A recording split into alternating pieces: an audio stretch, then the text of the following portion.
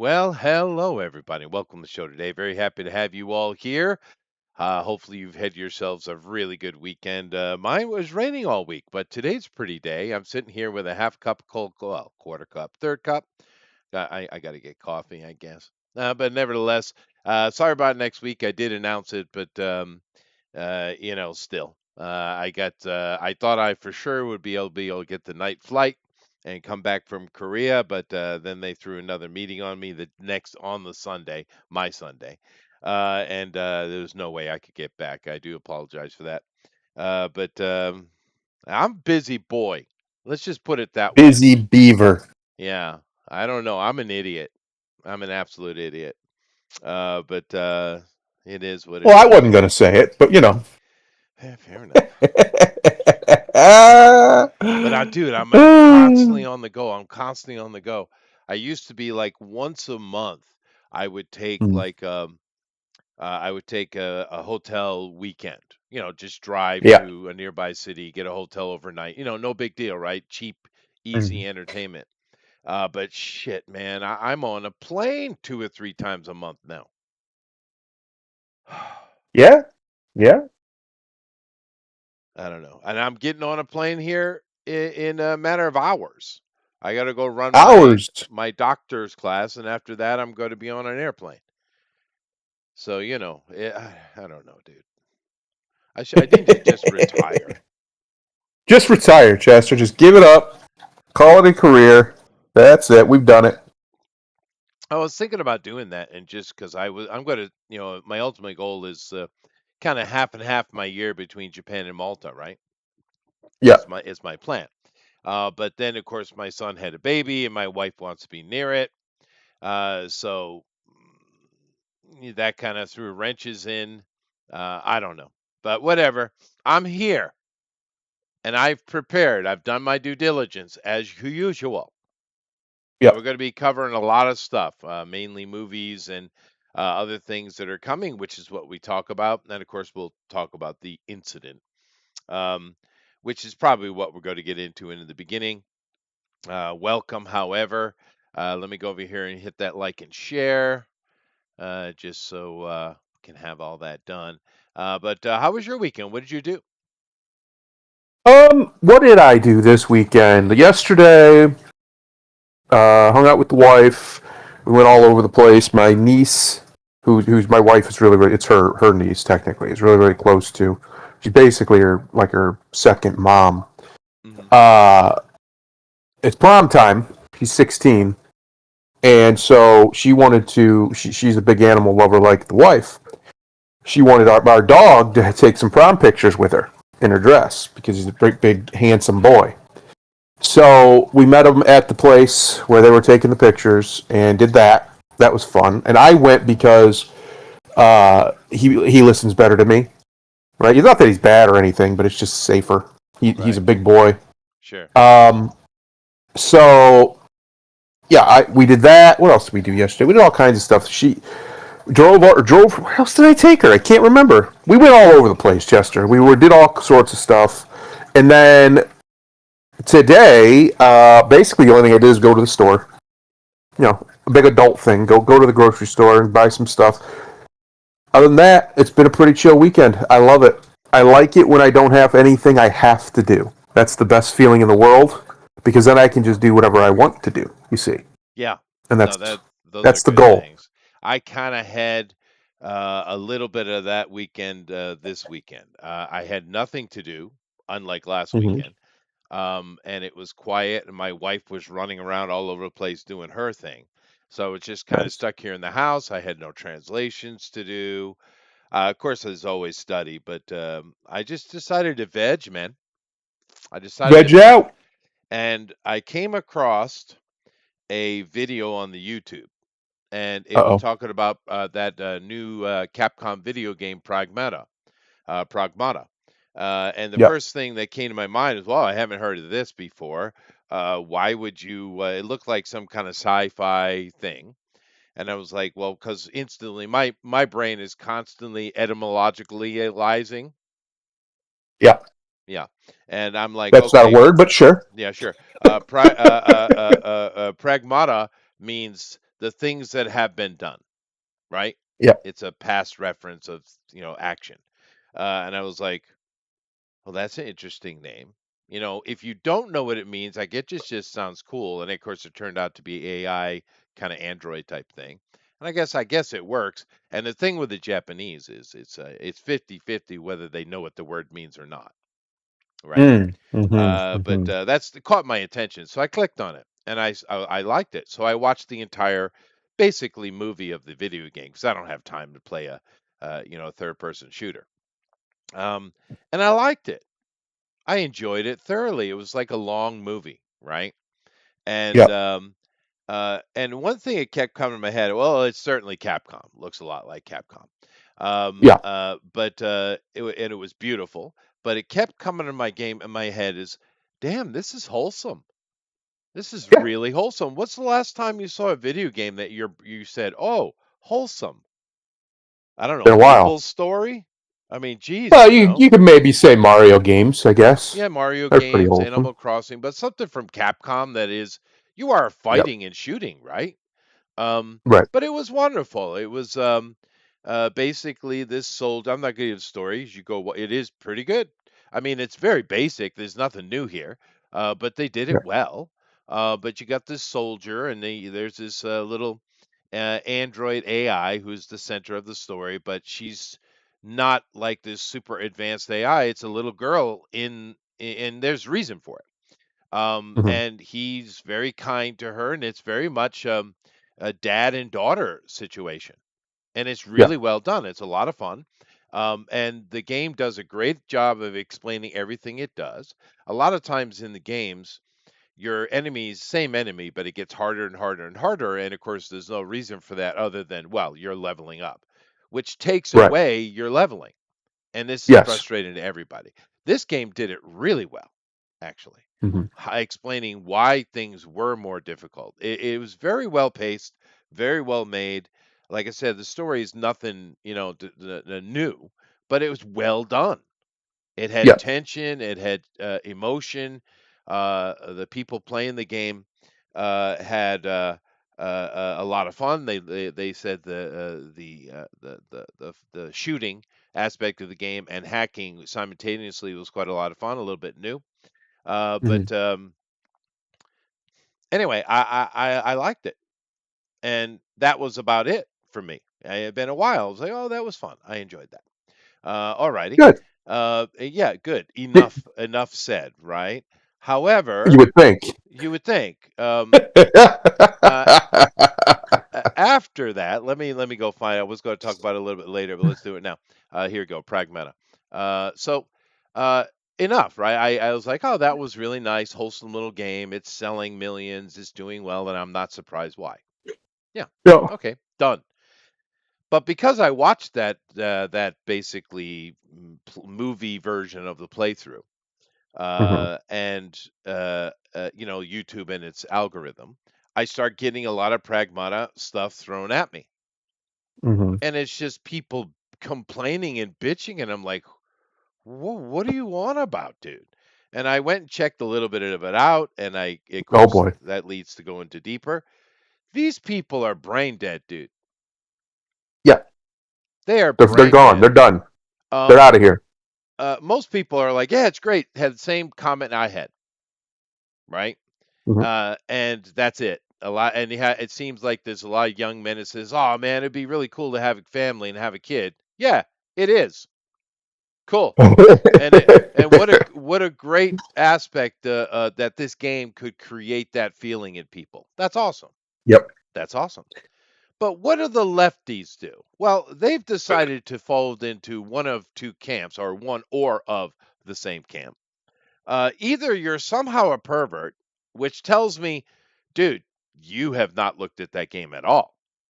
You Mm. have not looked at that game because that game is wholesome. That's the word I used, right? Wholesome, Yeah. right? Or, look at all these losers. You're never going to get a woman. You're never going to get married, loser. Stop trying to punch above your weight, loser. What the fuck is wrong with you, dude? What the They are absolute evil, fuck is hateful wrong with people. you? Dude, it's bad. That's bad evil shit. right? And that's the complaint against the game. Not that it's not fun, well done, beautiful, all these other really good things. They're complaining that how dare you, as a video gamer, would want to get married and have a kid. You're a loser. You can't get any girl anyway. That's the argument. And then the pervert one, which is you obviously didn't look at the game because that's not even hinted at. This game is basically a standard, really good looking Capcom game with Studio Ghibli thrown on top. That's what this is. Yeah, yeah. Well, Um, did you the worst part for me is how many of these creeps are telling on themselves because they see a cute little blonde girl who isn't wearing shoes for some reason, uh, and immediately they think this little girl is being sexualized because I guess her feet and legs are out and she's blonde and cute. That's it. That's their entire argument. I've seen them all, every one of them. One guy tried to do like a side by side thing, well, you only think that because they made it look like she's got makeup on and made her face look a little bit more mature. Nope, she looks exactly like a girl that age. no, Every single one of them. That's yeah, what they look like. it's That's it. it's clear you didn't play or watch the game. It's No, quite clear. they're just It's for little disgusting, kids. Yeah, disgusting vermin is what it these people it are. is. The sooner they're eradicated from all measures of society, the better for everybody. Yeah, and Period. Like if you see that, if you look at this obviously just a little girl, and the first thought you had is anybody who wants to play this game wants to sleep with this child, wants to engage in intercourse with this child, you're disgusting beyond. There's not even a word. yeah. There's not even a word in the English language to represent your reprehensibility. There's not. We don't have it. We don't have it. And honestly, if that you saying that tells me you didn't look at the game at all.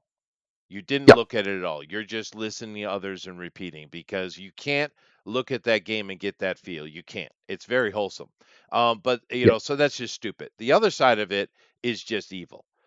Because Yeah. I mean, you're literally attacking people for wanting to be a father. That's right. I mean, you are disgusting. But The vast I was majority like, of what the men fuck? Yeah, throughout all time have wanted that very simple thing yeah, of to be a dad, sure. especially and even to a little girl. Now, obviously, a lot of men want boys too, but I think a lot of them also want a daughter. We We sure. built. You know how the feminists and the lefties whine and kvetch about the patriarchy, patriarchy, patriarchy. You absolute fucking retards. Men built that for their daughters. That's why they did it. That's why they did Daughter-in-law. all of it. Yeah, Yeah, they didn't do it for their sons because fuck their sons. Their sons can build their own shit. They did it for their daughters. of That's course. why. The reason why Everything they makes had all sense. these rules was to protect the weaker sex. I know you don't like to hear this, Femis. I know. It upsets you to no end that you're physically inferior on every metric to men. I get it. It sucks for you. But it's reality. It's I don't know simply why reality. they care, but okay. I don't either, because most men don't care. If we did, there'd be a much different world. You It think would be a very look at different world. Islamic world? So, It'd be much more that. We actually enjoy the fact that you're physically weaker to us. It's one of the things that makes you appealing. To be yeah, honest, is but is your femininity. of course, for us, yeah, and Yeah, our masculinity to them. But the big point for me with this was I was sidelined, dude, because I just randomly came upon it, and obviously the reason I randomly came upon it because it was in the zeitgeist. That's why it right. popped up in my feed. But I just saw this thing, it's like, oh, I haven't heard about that before. New Capcom. Let me just check and see if it's interesting. And I stayed watching it. That's it.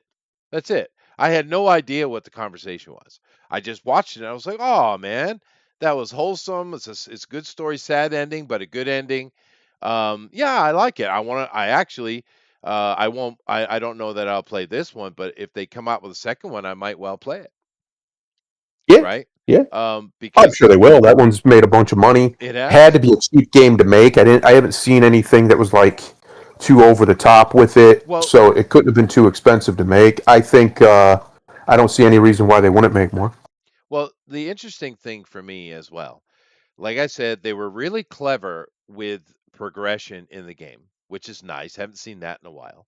Um, and it is Japanese game, so I shouldn't be surprised. But it is amazing to me that way back when I was a kid, because remember, I am the video game generation.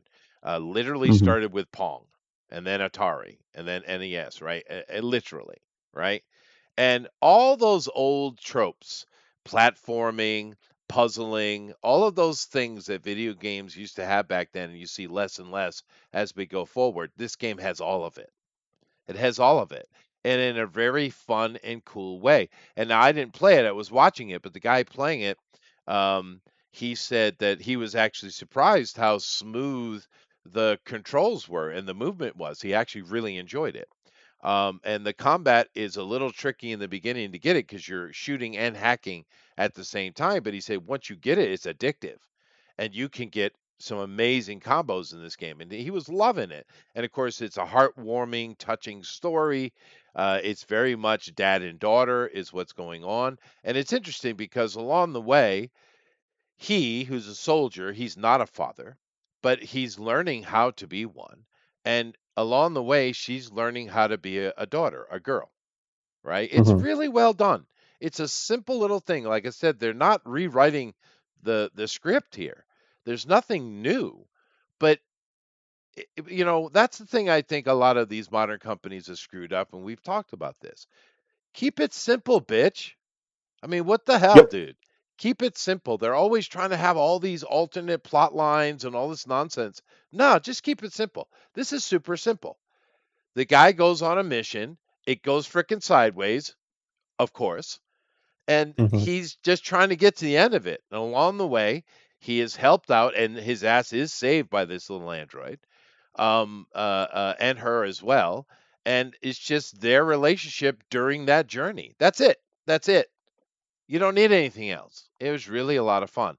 But I was sidelined because after it, I just seen all this stuff, and I'm like, "What, dude? You have not played this game. You have not played this game." Neither had I, but I watched someone play the entire thing from beginning to end. It's not a long game. I'd say you probably, if you're a good gamer, 10, 12 hours and you're out. Although it Right. seems to have a little bit of replayability. But yeah, I don't know, dude. Grimlock, did you see all this nonsense come out of Pragmata? We'll wait. He's here. He's here. He's here. Of course, he would summon me as I reach for my Dr. Pepper. Um,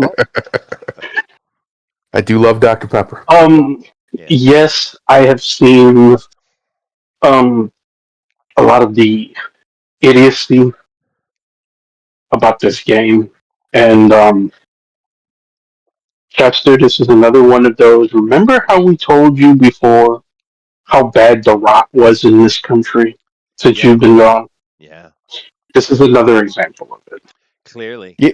Because I watched And, the and, and, entire and, playthrough, dude. I watched everything to the very last scene. I watched it all. This game, the first thing I said, and the real thing in my head, wholesome. Wholesome. and it's not just rot; it's communist rot. Because, Mhm. as you Anti-family, said, yeah. That's true. yes, it is the people who are most against this game. You have people who have reviewed this shit and haven't even played it. Obviously. Obviously. No, they've actually said that they have played it. It isn't just speculation. They was bold. I'm like, how the fuck are you a quote unquote games journalist and the one job you have you're not doing? Um, but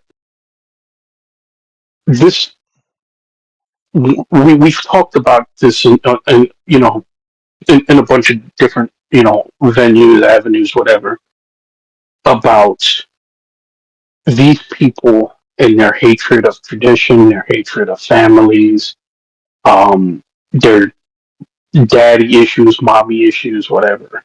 Yeah. But because they're fucking commies, whoever came up with the synopsis for this game most likely has a family. I'd put money on it. Yeah. And Yeah. and at first when the game had been out, they've been talking about this game for a while, and actually I'd when never the heard of game it. first came, it debuted. I want to say at the Summer's Games Fest or maybe at the last E3. It's been in development for quite a while. But when it first came out, people didn't quite know what to make of it, Oh, I and thought it was beautiful. I loved it. and Capcom, for the most part, kept it under wraps. Every now and then, like they'll come back and like here, here's another trailer for Pragmata, or here's a. I think they didn't do the demo until a couple of weeks before the game came out. Oh, I see. Yeah. And understand, So Grimlock, they're not doing anything unique here. They're not no, remaking the wheel. It's very simple and straightforward. And they also have the theme of the man in the robot and the robot in the man, right? Yeah, it has that little bit of thing going on too. But it's not well, see, deep. It's not philosophical. It's just family, dude. the funny thing is that you mentioned that because I was thinking about that because and you probably I can't think of the name of the first episode. I'm probably gonna have to look it up. But two of my favorite episodes of the Twilight Zone. I know I'm bringing it up a lot, but Uh-huh. That's a good show. one one of them was I Sing the Body Electric, Uh-huh. and another one I keep forgetting it. But both of them was kind of a similar theme. One of them was this man was out on a prison colony in outer space, and he was in solitary. And the guys would come to periodically give him a supply drop. And on one of the supply drops, he left him a female robot. And at first, he rejected the robot, but over time, he he saw that the robot could behave and emote like a human, and it provided him the companionship he needed to the point that when they came back and his sentence was over, they had he couldn't take it back with him, and he was protesting trying to get it back, and they end up destroying her. And I Sing the Body Electric was the man who basically recreates who creates a nanny to be like a grandmotherly figure because there wasn't one. The mother in the family had died, so he tried to create a matriarchal figure for the family.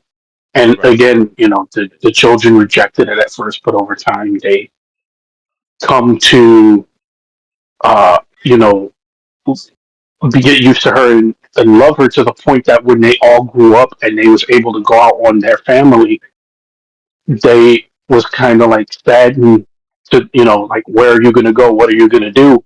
And she's like, basically, I'm going to find someone else who needs me. Yeah. Yeah. No, I get And what you're saying. Yeah. Pragmata is in a lot of ways a lot like that. I wouldn't be surprised if there was some of Elements that of it. Yeah, a as little its bit. A little bit. inspiration, but I'm pretty sure that this was inspired by somebody's family, just like how Sure. Stellar Blade, and as much as those Nimrods hated that, the main character's look was inspired by one of the developer's wife's Right. Well, wife. you write what you know, right? It's that Yeah, simple. And in this game, initially Hugh, who is our protagonist, he's like, oh God, I have to deal with this. What is this? But he's kind to her the whole time. He is kind to the child because it's a child. I know it's an AI, it's an android, but it doesn't have that mind and the game yeah, explains it. That's the great thing. The game explains everything. It doesn't leave any plot holes. It explains everything.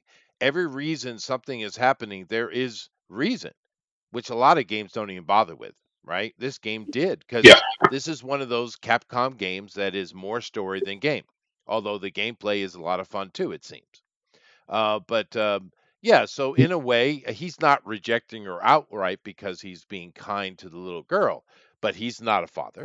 And he has a job to do, and initially he sees her as something he has to protect, and it's a burden, right? But as it goes yeah, by, well, dude, you're not surviving without her, and the game makes that very clear. and they bond really. It's just really well done. That's the point. You could tell Yeah. this story with people who aren't good storytellers, and it wouldn't be very good. But these guys are great storytellers. Now, to be fair, Capcom has been banging lately, right? Oh yeah. They're one of the companies that are making money. They're doing well, so I'm not surprised. But this was just a little gem, and like I said, Oh, bro, they still got Onimusha coming. That's the one I'm they excited do for. right, right. Me too, because I played the hell out of both those games, dude. Me Uh, too. yeah, I'm waiting for that. But here's the But thing.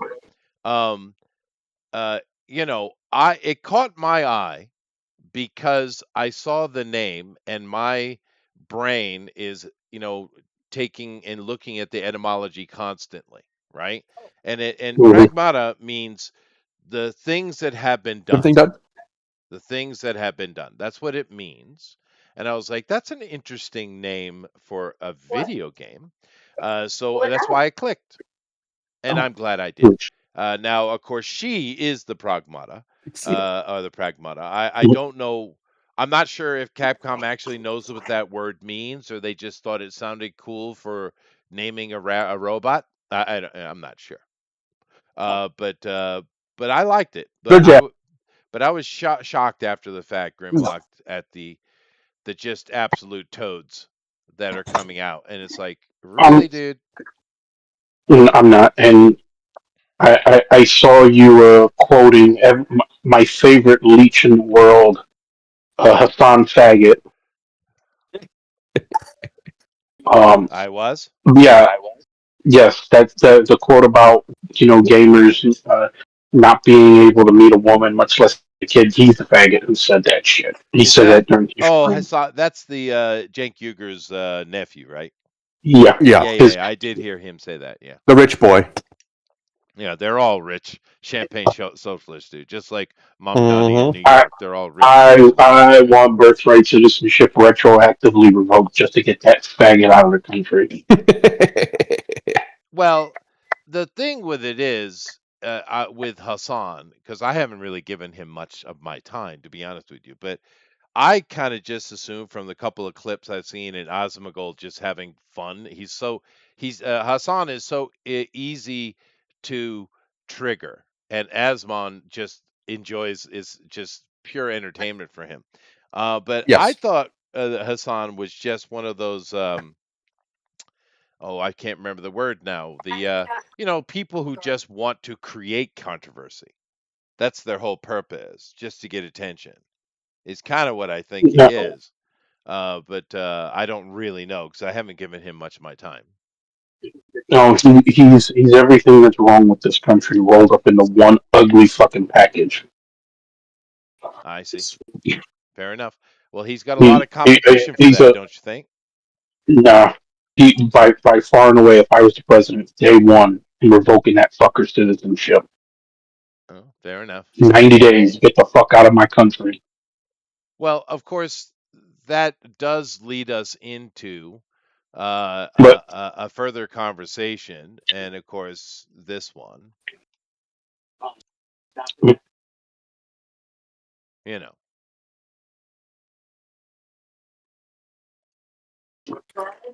Okay, I'm back. Sorry. hey, finally loaded. Yeah. No, I was waiting for the little circle thing. Well, I Trump. mean, Yeah, Trumpy Poo was shot. Well, they were trying to shoot him. They didn't really get close to him this time. Trump shooting suspect well, did you see identified that as dusty looking nigga? yeah, video I'm going to game show it. developer Cole Thomas Allen. First of all, I don't appreciate that he has my middle name and he spelled it wrong. I don't appreciate that at all. Yeah, there's no H in there. Isn't that interesting? Tomas. This would Yeah. be Tomas. Full Tomas. Tomas Allen. Um, You ain't now, Spanish. Get out of here. now that's it. Now, hold on a second. I need to reply here.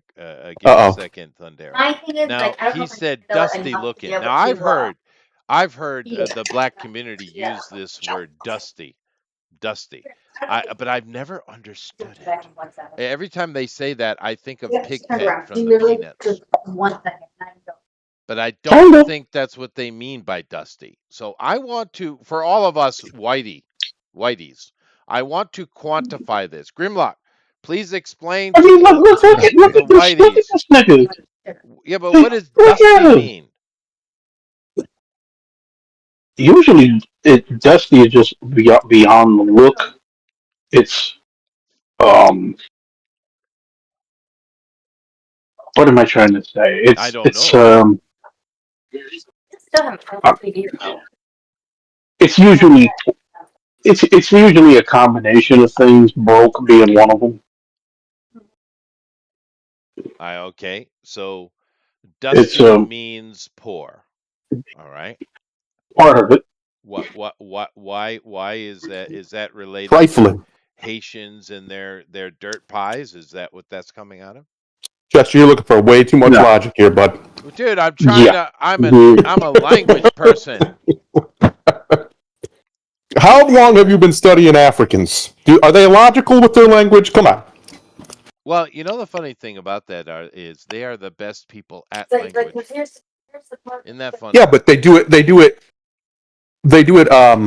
Talent by talent, instinct more than anything. Yeah, well, they They can't just can't read. do it. Fair Yeah. enough. There's no, reading and writing, but they no, are but incredibly skilled with language. Black people. he. Well, I'm gonna say this. He looks like he could have rolled into the Pigpen look-alike contest the way he's looking in that picture.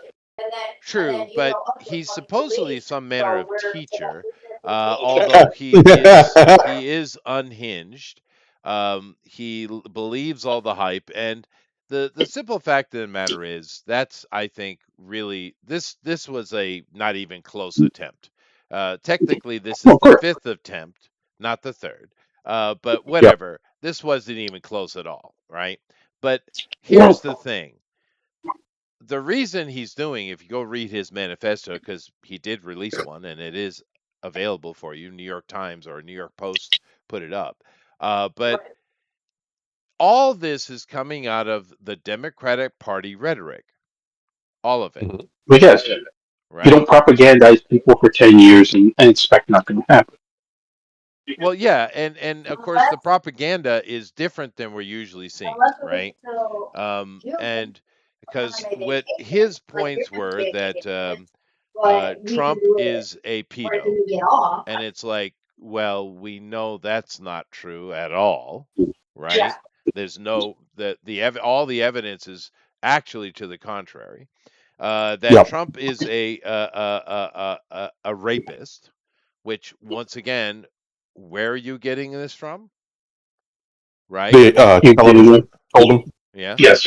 And traitor, which is subjective, right? The But trait, well, it is you live in subjective. California, motherfucker. Yeah. But I mean, these are his points and why he wants to murder people. And it wasn't just Trump. He wanted to murder everyone around him except for Kash Patel. Kash Patel got a pass in his book. I don't know why. Brown. Because he's brown. Because he's brown. Is it that That's simple? it. Is it just It's just racism? that simple. Yeah. Yep. Yes. That's what we're dealing with now with these Remember, remedial asses. these are the idiots who will say, and we have seen it quoted, so we're not making this up, that that if we have seen people who had their children killed by somebody black and brown, and they wish that the person was white because they didn't want to sound racist for hating the person who murdered their kid. Oh, Yeah. I would be throwing out racial epithets left and right. Yeah. I'd be making up new ones. I would. I would be like Uncle Ruckus with a freaking rope at the courthouse. I'm not fucking. This nigga killed my kid. Fuck him. Yeah, that's Somebody's right. going to die. Well, actually, it depends on the situation. If something bad happens, I don't. My first thought isn't to go to the race or the nationality of the person. It's the quality of their character is the first thing I think about that comes to my head. I'm, But I know I'm being honest. Somebody does I something know. stupid enough, everybody's a nigger. Yeah, but sometimes it matters. I understand that. It does matter sometimes. But in generally, that's not the first place my brain goes. But for these people, clearly, that's not true. But yeah, That's this, because you're too nice, Chester. yeah, fair enough. Um, but the thing with this was not a close attempt. But the left is kind of dumb because you're actually No. helping Trump with this. Yeah? No, they're not. You see, because they've already convinced themselves and a bunch of the retarded right wingers on the internet that this was fake, that this was a hoax, that Trump somehow, brilliantly, because he is brilliant when they conveniently need him to be, was able to convince a lifelong hardcore radical left Democrat to throw his entire life away, risk it all, just so Trump can get his ballroom through without any more problems. I'm not kidding, Chester. I've seen it with 20, 30,000 likes on Twitter. People actually agreeing with this absolute bullshit. Well, they still think the first, the assassination attempt that got real close, they still think that was fake, even though there was Of course real they do. blood and real dead people in the stands, real death, actual death. You know what I like about this? And I know I'm not supposed to like anything about this. Do you know what I like about this? Besides the guy's a dumb, dusty nigger. I want the lefty, and because I know logic isn't their strong, but I want them to take a look. I had two cops started today. I'm debating on getting. Because if another civil war breaks out, it's going to be niggas like him on your side. Good luck. Well, they really Good luck. don't want that to happen because they're going to lose that badly, dude. Chester, Instantly. you do not realize the level of stupid we're dealing with here. Yep. You're still being too nice and too optimistic.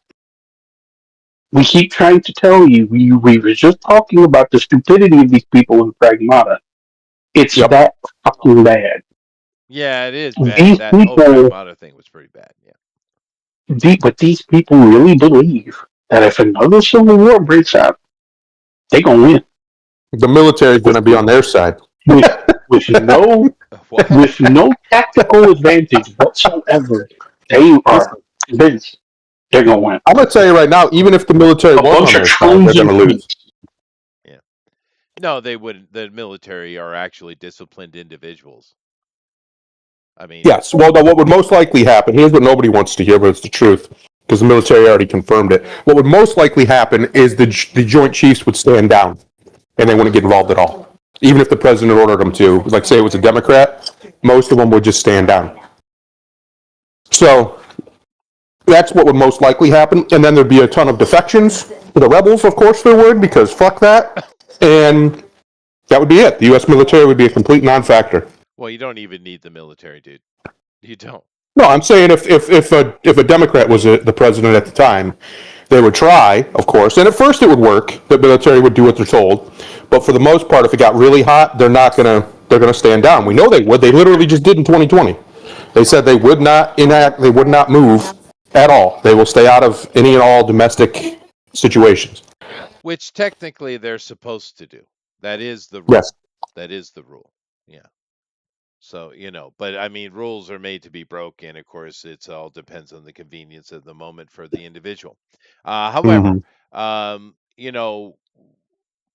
it's just inanity. And we have so many people, just like with the Pragmata thing, you get so many people who are once again upset that he missed. Well, first of all, he wasn't even close, right? Yeah. We've only had one that was close. We've had one. This is the fifth one, and one of those was close. And it should have never been. But that was the ineptitude of the Secret Service.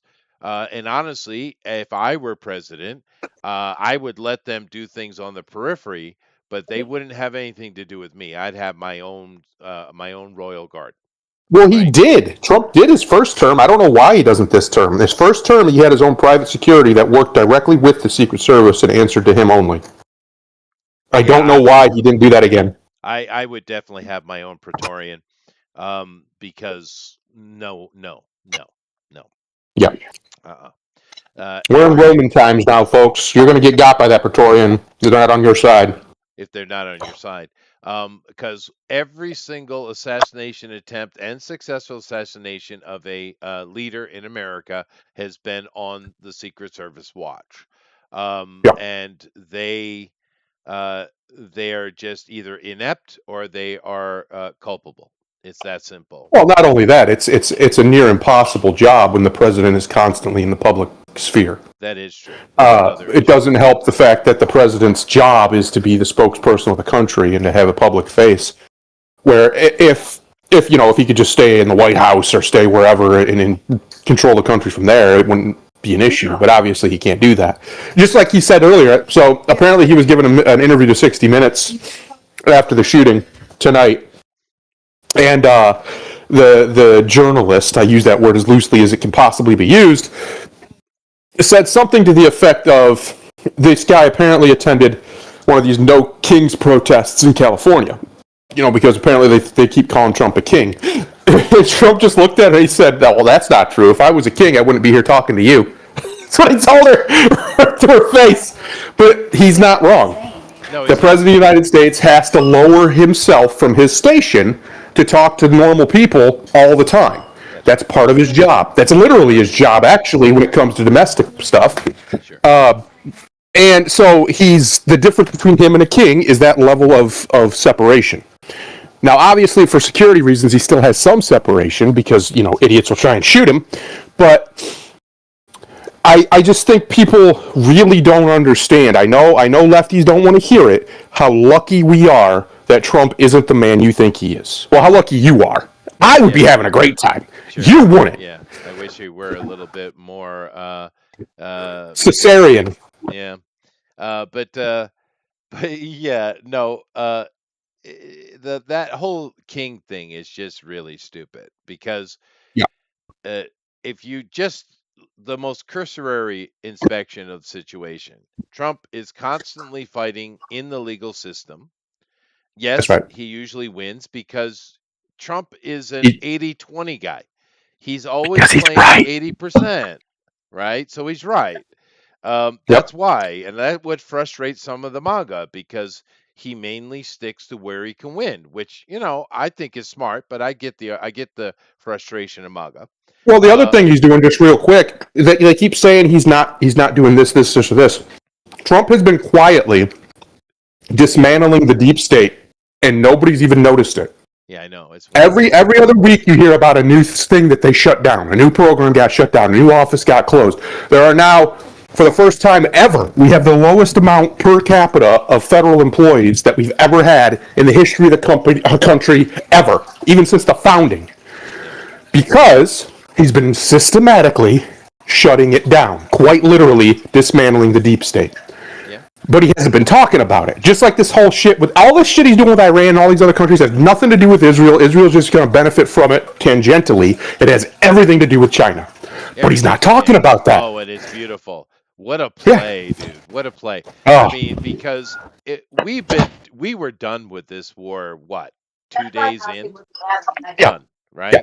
Everything after that has been politics, theater, but mainly to put a hurting on China, India, and Russia, actually. That's right. For daring to be disloyal to the hegemon. That's right. The whole BRICS thing. Remember we were talking about that? Yep. Right? He's putting them in their place. And boy, let me give you an update on China, shall I? Things are so bad in China right now that the government has come out and is official. This has been going on a while, actually. It's been going on quite a while.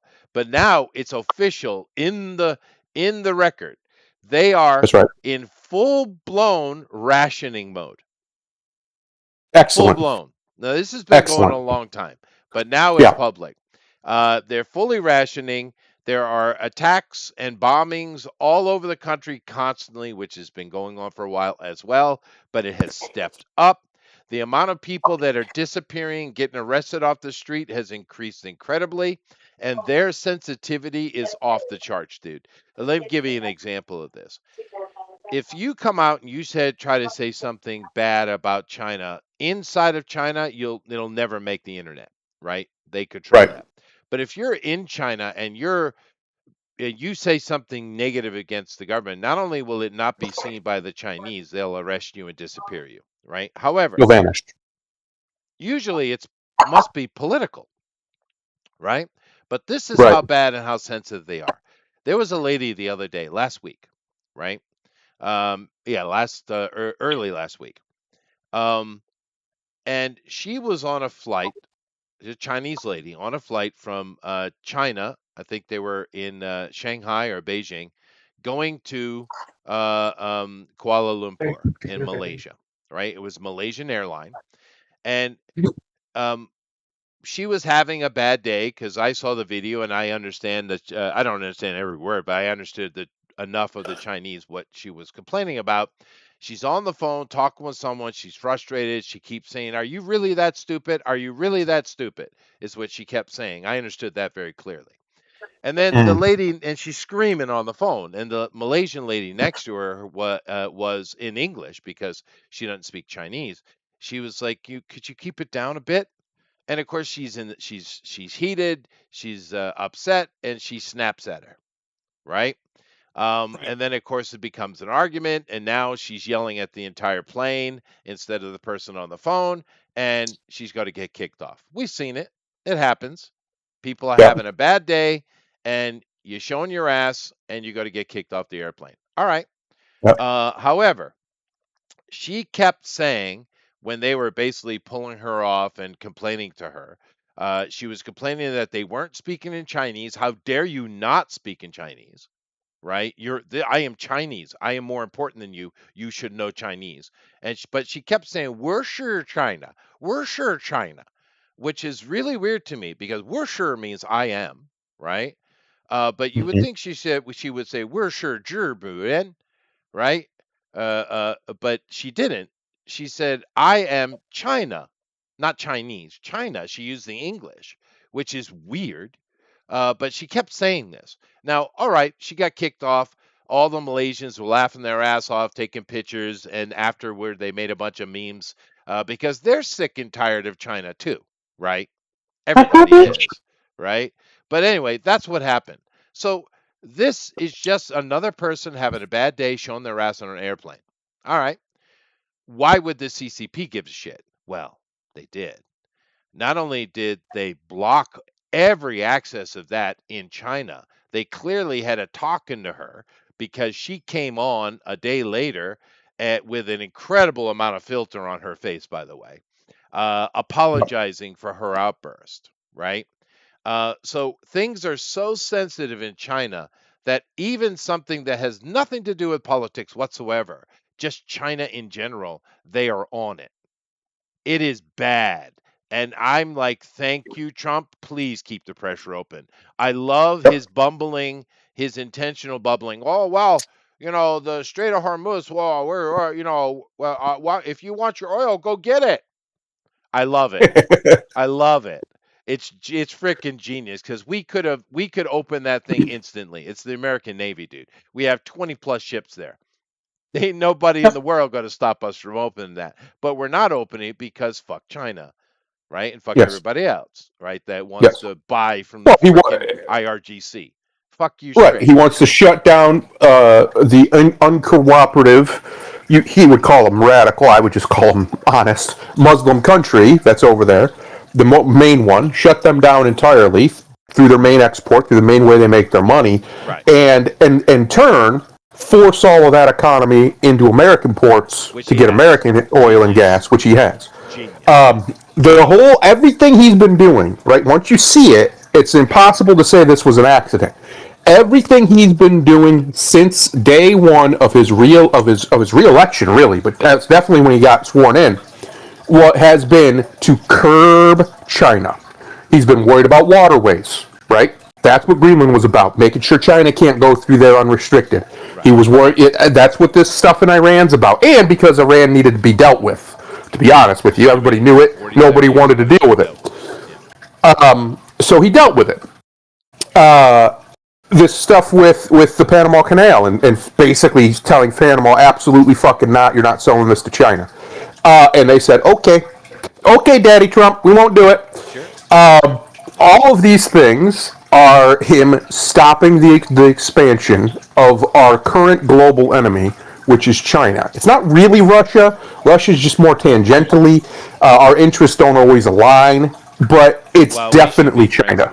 we should be friends with Russia. Hopefully, he The can. problem is there Somebody have can been figure that out. decades of us and Russia being antagonistic to each Well, other, and it kept Europeans. pushing them into it kept pushing them right into the bosom of Asia, Yeah, right into China, true. and now they have a relationship. So now it's like it's like you're trying to cuck China, which I'm for. Let's cuck them. Let's steal their booty. Let's steal their woman with Russia, old mother Russia. But I do think that right now his whole strategy is to cut off Chinese allies and Chinese access to this hemisphere and to the global oil market. Yeah. That's his goal. And I love the fact because China can do nothing about it. They Yes. have no military Which is why strength. he's They going to do can't it now. anything. Because he knows China, even though Mr. Winnie the Pooh is in trouble, as his government's in trouble, China itself isn't in trouble. And what I mean by that is it's going to continue to exist in some form, Oh, of right? course. Yeah, of course. So there's still going to be a problem, even if, let's say, somehow the CCP collapses tomorrow.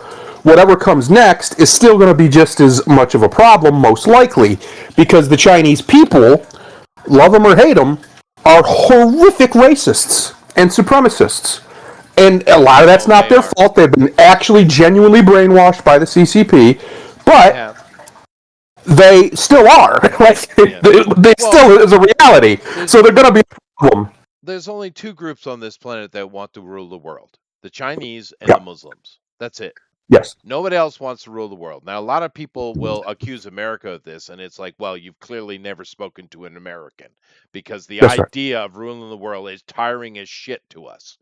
We're the Yes. opposite. We That's why already we run the elected. damn thing. Well, that's right, but that's why we elected Donald Trump in the first place, because we're sick and Look tired at of running your shit. Even he's looking tired. He's like, oh my god, this place, this whole world, this whole planet. But those are the only two who want to rule the world. No one else has those kind of inclinations. And Mhm. they're a problem because of that. Now, I do want to ask Grimlock a question because he's an expert on such things. Grimlock. Yes.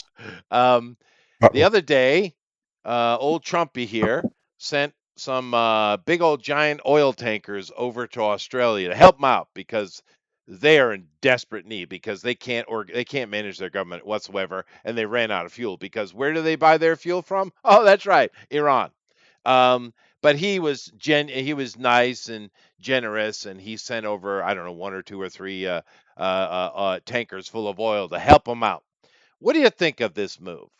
I mean, it is cucking out their leader, fair enough. Old Abo, whatever the hell his name is.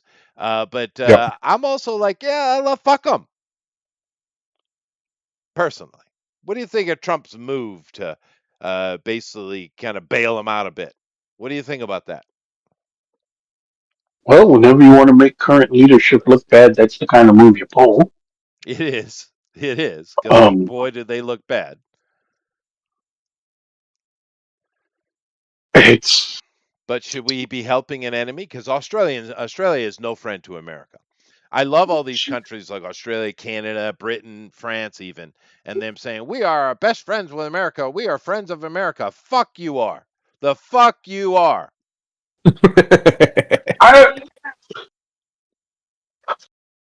If the goal is to get them to make a business deal, which we know that Trump loves his business deal, He does. then yes, you do that because one, like we already said, it makes current leadership look bad. Two, even though they are not necessarily, like you said, they're their enemy, but I also don't. Does anybody see Australia as a threat? No, they're not a threat at all. But that's not the They point. can't even beat birds. No, they can't. That's true. Or rabbits. So, Or well, I mean, frogs. they did stupidly give up their arms in the name of safety. So That's right. Yeah, worked out great for him. Yeah, they just keep getting shot like fish in a barrel now. But Yeah. yeah, no, I get the move. I understand the politics of it, but I am so sick or tired of all these countries sitting there saying we're the best friends of America. It's like, no, you ain't, and you No, you're never not. have Yeah. been. We Never have have been. three friends globally. And two of them, or one of them, we literally nuked twice. So Isn't that weird? Our best friend is actually a person we only three people that had nuclear it's a bombs on them. little war with. Hey, Well, what do you look, think how the many other times two have are, you though? had? How many Yeah, times have you made a friend out of somebody you beat the fuck out of? That's just shit that's that men true. do. It You just got to happens. get it out of your system sometimes. It's true. Get Who it do you out. think the other two friends are, though? Because I agree The with other Japan. two, the other two are not anywhere near as consequential as Japan. They are on this hemisphere, in my opinion. This is just my opinion. Argentina with Milei, he loves America. I think he almost wants to be the 51st state. If I'm being honest with you, he's a big old fan of America. And I think El Salvador. I think Bukele really loves his relationship with the United Yeah, States. but you're talking about leadership. If we get deeper into the Yeah. people, I'm not sure if that's true. I don't know. I can't answer I the would. question. The I don't know Japanese about as a people Argentina. are allies. Yeah, the Japanese people love America. They're as patriotic as Americans, from my from what I've seen. The things that they make talking about how much they love America and the ideal of America. I appreciate that. I'm with you, Japan. You know what, Japan? I like you. I like the cut of your jib. We like you too, by the way, Japan. If you're hearing me, anybody in Japan besides Chester, we love you guys. Well, I'm You're awesome. You got your representing little the samurai population. swords. You got ninjas. You got hot ass women and good ass food. What more do you need? What more do you need? And kaiju's. You made kaiju's. That's awesome. Thank you. Well, they invented one. Yeah, that's true. Yeah. But my point is, so like the people, who would be the friends? That's a tough one. But I would say there's only actually three. I don't think a single European country, at least Western European, would qualify anymore. Maybe never, because there's always been that weird, like sibling rivalry shit with them. The Germans have always thought down on everybody. The French are the most smug pieces of shit to ever exist, except for the fact that to their north are the Brits, who for some reason they decided this was going to be a competition. Yeah. And who else you got? The Spanish don't matter. The Portuguese largely don't matter. The Dutch largely don't matter. The Swedes, they used to be. Us and the Swedes used to be real cool. They were our boys. Our first war we ever fought internationally. They were on ours. They were with us. They were our ally. They took the acid and threw it in their own face, though. Yeah, they did. You know, a European country that actually is friends of America, but they don't mean anything, unfortunately, is Ireland. The Irish do Yes, love Americans. They get a kick out of they do. us. But the Irish are And we like super them. friendly, dude. They're super friendly and kind people. We like And them in their silly little accents. We like yeah, them. yeah, they're wonderful. But Yeah. unfortunately, they just have nothing at all. Well, it's a tiny little island. It I mean, is. maybe one of the smallest states in the union if they were to become a state. They are pretty small. But they do. You The know what we Irish should do to piss generally off do like England? We Americans. should take Ireland. Who would you Yeah. say, Chester, if you had to pick? The only three actual political friends of America as a nation, not just a country, the nation. Well, I mean, just friends in general. Well, if we're talking politics, Japan without question. Yeah. That's it. I think, sadly, you might be correct, because I'm actually trying to think. Because you're right, I was focusing more on the leaders, but as the countries themselves, that's a tough sell. Maybe the Polish, they seem to like Americans, Yeah. but they're largely irrelevant, sadly. Their leadership Yeah. doesn't. Their leadership sold out. Yeah. Hungary just had a shift, and they're not pro-America, although Orban was.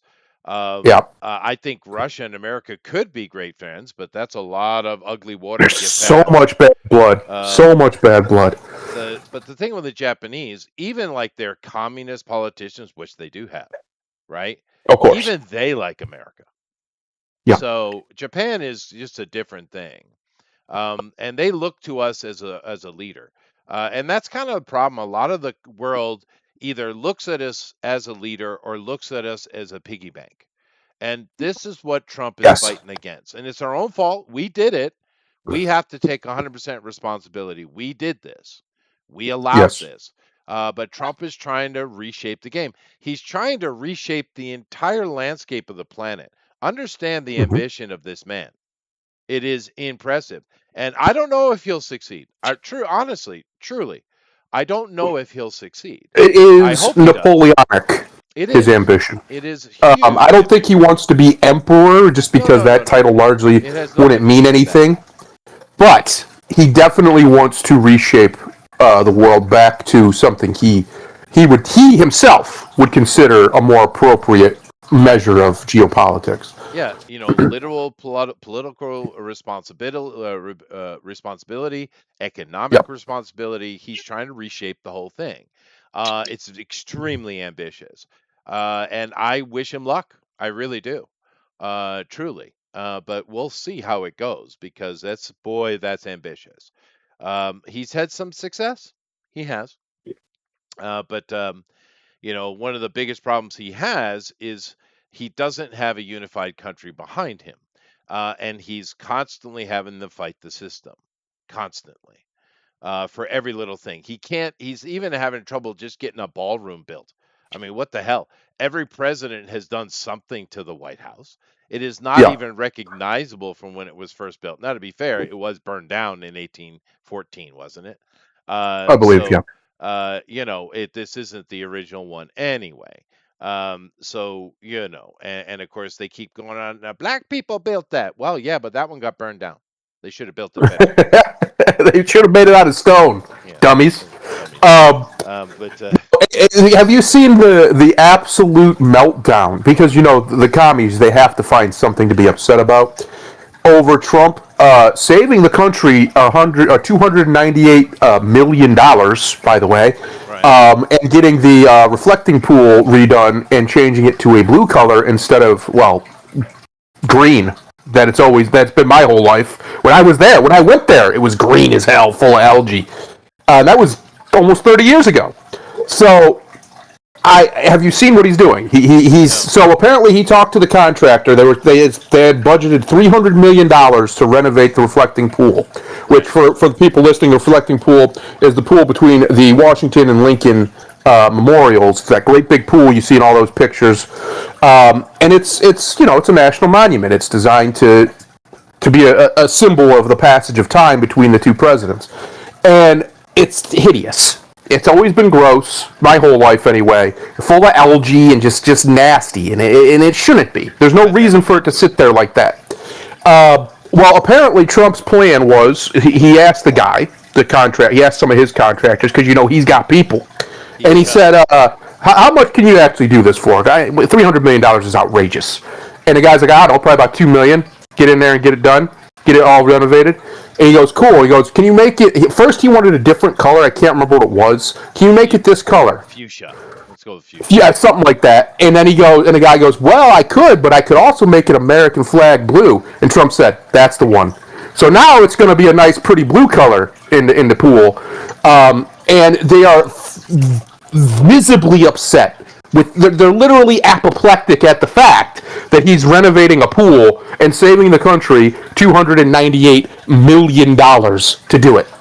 They're just apoplectic at it, Chester. You should see these people. Of course, this classless administration would do this. What? Because he changed it from green to blue? It's a pool. I mean, the idea is to clean it and renovate it, right? That's the idea. Yes. And then the bottom's going to be blue now, so it's going to look like a very blue pool, basically. Yeah. What's wrong with that?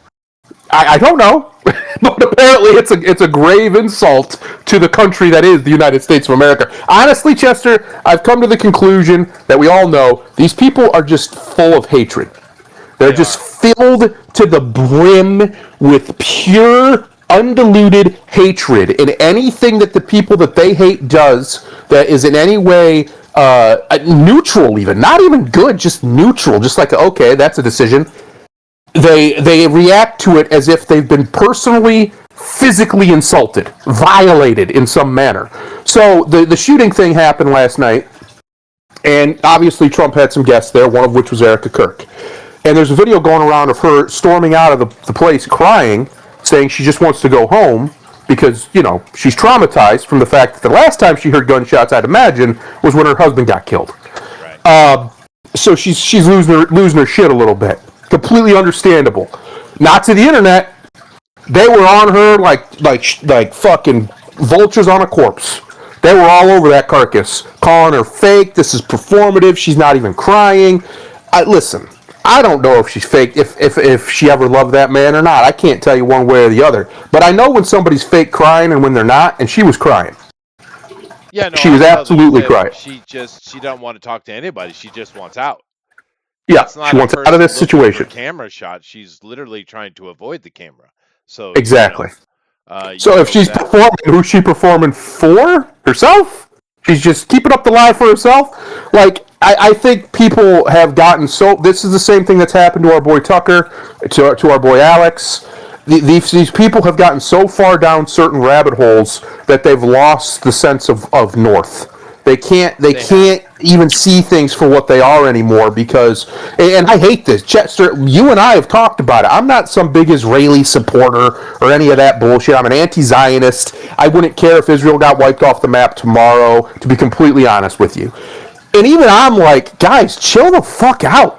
Out here talking about Trump is owned by Israel. They own him. He does whatever Netanyahu tells him. He yes, sir, situation. I would say it's the opposite, but go ahead. First of all, I agree with you. And second of all, do you forget last year? Just last year, about this time, there was all the reports that Trump and Netanyahu got in a big argument, screaming match on the phone because Netanyahu disrespected him. Remember? I remember it. Trump wasn't happy. He cut him off for months. He didn't speak to him. Well, so if that's his boss, that's a pretty forgiving boss. I'll tell you right now. I've had a couple bosses. I'm not going to speak to him like that and keep my job. Well, a thing you have to keep in mind, and of course, this is people just not doing their research again.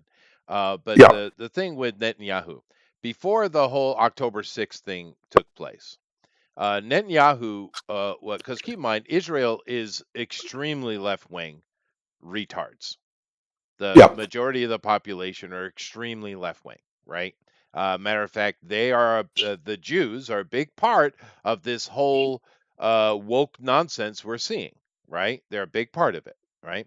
And he not only was politically being pushed out, he was under allegations similar to Trump, right? That's right. They were looking to take him into court. October 6th, for as disgusting as it was, saved his job for at least a little while. And then all this other stuff. So Trump actually is a saving grace for Netanyahu. I agree with that. That's right. But without Trump, Netanyahu is done. So it's certainly not Trump relying on Netanyahu. It's the opposite. Yes. Yes. I get where people are coming from. I understand the anger towards the Jewish organizations that do all this bullshit. I get it. I'm not arguing with that point. My point is, this is Donald fucking Trump we're talking about. You think he takes orders from anybody on Earth ever in his life? Maybe if he could avoid.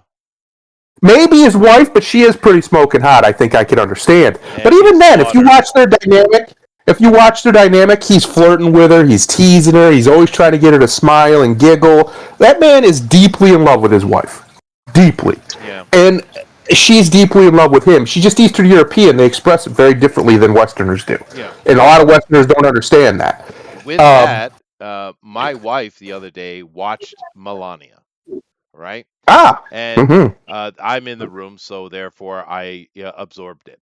And the whole thing was basically about her coming up to the second inauguration. That was it. Right. That's all it's about. But in there, she, and I'm sure the cameramans and the director insisted it because that was a proper Hollywood production, might I say. Which, nothing less for Trump and his wife, of course. And Trumpy's in it a little bit, but not much. It's mainly her getting ready and all the things you would have, I think, a woman would be doing, getting ready for a big party, right? Mm-hmm. But in there, you see her a lot more animated and emotional than you normally do because she is Eastern European. They're very reserved. And there's a couple conversations between her and her husband. They are a married couple. There is no question. Yeah. Because it's not just the doting on each other. It's also the criticism of each other, right? Yes. And she does push back against him a couple times in a woman's way, fashion and scheduling and things like that. And Yes. he's like, and what was Trump's answer? What was his answer to her pushing back? Yes, dear. Yes. Yes. That's his girl. Yes, dear. Honey. He likes to call her honey. He's that. Yeah. I'm babe. I don't know. What do you call your girl? I Babe, call usually. her I call babe. her babe, or when she go, like if she's going to bed or something, I'll usually call her something else. But usually just babe. If I'm just generally addressing her, it'll just be babe or baby, something like that. Or what? Get that ass over here. Something like that. Yeah, yeah. I call her boobs or tits sometimes because you got to remind her that this is what you're here for. Bring them here. Yeah, bring them here. Over here, please. But yeah, I use babe. He uses honey. I've seen guys use sweetie and things like that. What did your dad call your mom, Grimlock?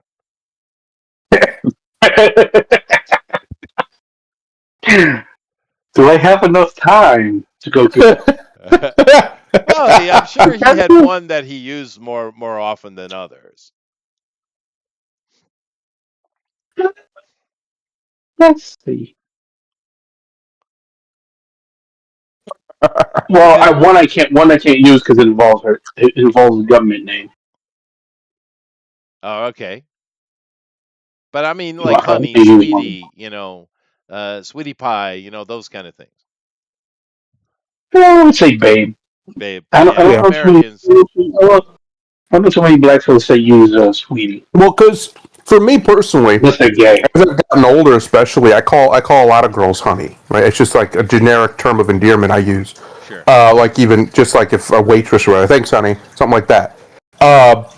So my wife, though, the delineation is she's the only one I would ever call baby or baby girl, ever under any circumstances. So, well, that's like a little girl, but that doesn't count. Well, I might say baby for other girls, but babe Yeah. is my wife. Yeah. Yeah, and it's so he's just older. That's all. Honey is a very older American It is. term It is. But for your it's also spouse. sweet as it's intended to be. But Yes. but yeah, it's all a bunch of nonsense. Now, I haven't had any coffee since the beginning, so I'm going to go get myself some coffee. Go get that and then coffee. we'll come back and cover some other stuff. But you I guys, started calling it, Chester, before you go. I've started calling it Israel derangement syndrome. I can't even say it because these people have lost their minds. I as much as I respect Tucker, and I do, I like Tucker Carlson a lot most of the time. Saying nonsense about Donald Trump like he is he is at the behest of a foreign government is exactly the same bullshit the Democrats were saying about him in Russia. Russia. None of it's true, guys. It's not. They broke laws in that regard. But yes. So we got TDS, we got IDS. It's all IBS That's right. to me. Anyway, I'm going to get some coffee. I'll be back. Yeah. It's sad to me, Grimlock. It's sad to me that so many people who I know better, right? I know they know better because they've been in this game too long. Donald Trump has been a political figure in America deliberately. He always kind of was, but deliberately for the last decade. If you think that man who took a bullet to the head and got up and started saying fight, while his Secret Service agents, a bunch of grown-ass men and a couple women, were trying to literally hold him down to protect him, he said, "No, I'm getting up." You think that's a man who's going to listen to a guy like Benjamin Netanyahu and be like, "Yes, sir"? Are you out of your fucking mind? Trump is on a level that Israel and Israel's leader isn't even close. They're not even in the conversation for world leaders. When you break it down, when you look at the actual data, we're talking about a country that is minuscule in size. They have a lot of influence. They do. I'll give them that. They're very effective at growing the sphere of influence. But let's stop for a second. Trump is the president, two-time, 1-2. He's been world president of the United States of America. the most powerful nation to ever exist ever, and it's not even debatable. It's not. There's not even a debate to be had. America wins that conversation. I saw something interesting last night about your boy Tucker, Yeah. and it made me wonder. Everybody's favorite cancer patient, Mr. Medicare, Yes. he had a stream last night, I heard. and it was about the SPLC and how they have been funding these idiots on what we thought was the alt-right are just paid assets. And he got to the subject of Tucker Carlson, and he brought up something I hadn't heard anybody else bring up previously. That Tucker Carlson's son was apparently a part of J.D. Vance's staff until the beginning of this year. And then when I thought about it, I said, that kind of lines up when Tucker started acting up against Trump. Now, could be me just looking for shit that ain't there, but it just seems awful convenient, don't you think? It is very interesting. As soon as the Southern Public Law Center gets indicted and is in serious legal trouble, all of a sudden you had Candace Owens, who's been rah rah rah Israel bad, Trump bad for months now, even before Iran. You had Nick Fuentes, who's also been on that train. That's his whole brand, basically. You've had Tucker. I think Tucker's still doing his shows, but you've had these two guys, and there was a couple others who all of a sudden decided they needed to go on sabbatical. Mm-hmm. That's very interesting to me, right? That's very interesting to me. That literally, like, this should be your moment. What are we doing right now? Think about this for a second. Say I made my entire brand fuck Italians, right? That's my brand. For whatever reason, I just don't like Italians. Fuck them. Fuck everything about them, right? And then some shit comes out about one of the most powerful Italian organizations in the country being corrupt as shit, funding their enemies, committing fraud, doing every despicable trick you could come up with. And I just decide, I'm going to take that week off. I don't feel like talking about that. Wouldn't that be a little fishy? Wouldn't that make you go, that's weird? Well, this should be like your fucking Super Bowl, homie. What are we doing? Well, it should, but consider this. How many people that we know of right now who have made their entire identity fuck whitey, white supremacist this, white supremacy that, white people are the devil. That's right. And they go home to a white person. Yeah, that's right. Such a grift. It's kind of the same way with the so-called white supremacists, too. There's that meme, never ask a white supremacist who the ethnicity of his girlfriend, because it's very often not a white girl. I'm so sick of these grifting retards. We tolerated them for a long time in the so-called right wing, even though they kept saying things that were very clearly not right wing, that were obviously just bullshit. Because Candace has been suspect from day one. Like, I've never trusted Candace Owens. I've been out here for years talking shit about that bitch. Well, a lot of people have, but a lot of people tend to pretend like that wasn't a thing. And was she right about Kamala Harris? Yeah, but I mean, let's be honest. Kamala Harris wasn't exactly a hard weed to pull. I mean, the pro-blacks have been banging on that drum for years, and nobody pays attention to that. Yeah. So, she's always been suspect, and Nick Spencer's always been suspect. Yep. And Nick Fuentes has always been suspect. And if I don't know if he still has it up. If you get a chance, I would suggest if you didn't watch Jim stream yesterday, it was highly entertaining. I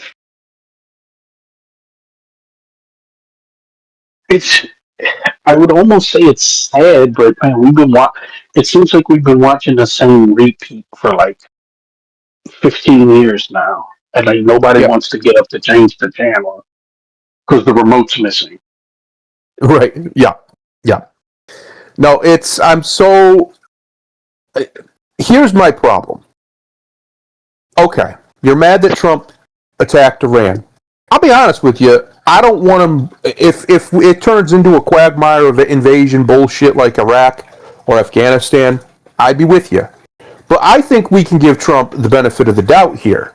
The man, as in his first term, was surrounded by neocon globalists because he didn't have a base that was ready for him because he wasn't supposed to be president, right? That wasn't supposed to happen. So he didn't have his boys. He didn't have his Hegseth. He didn't have Marco under his wing. He didn't have his boys. He didn't have Kennedy. He didn't have Vance. He didn't have this team yet.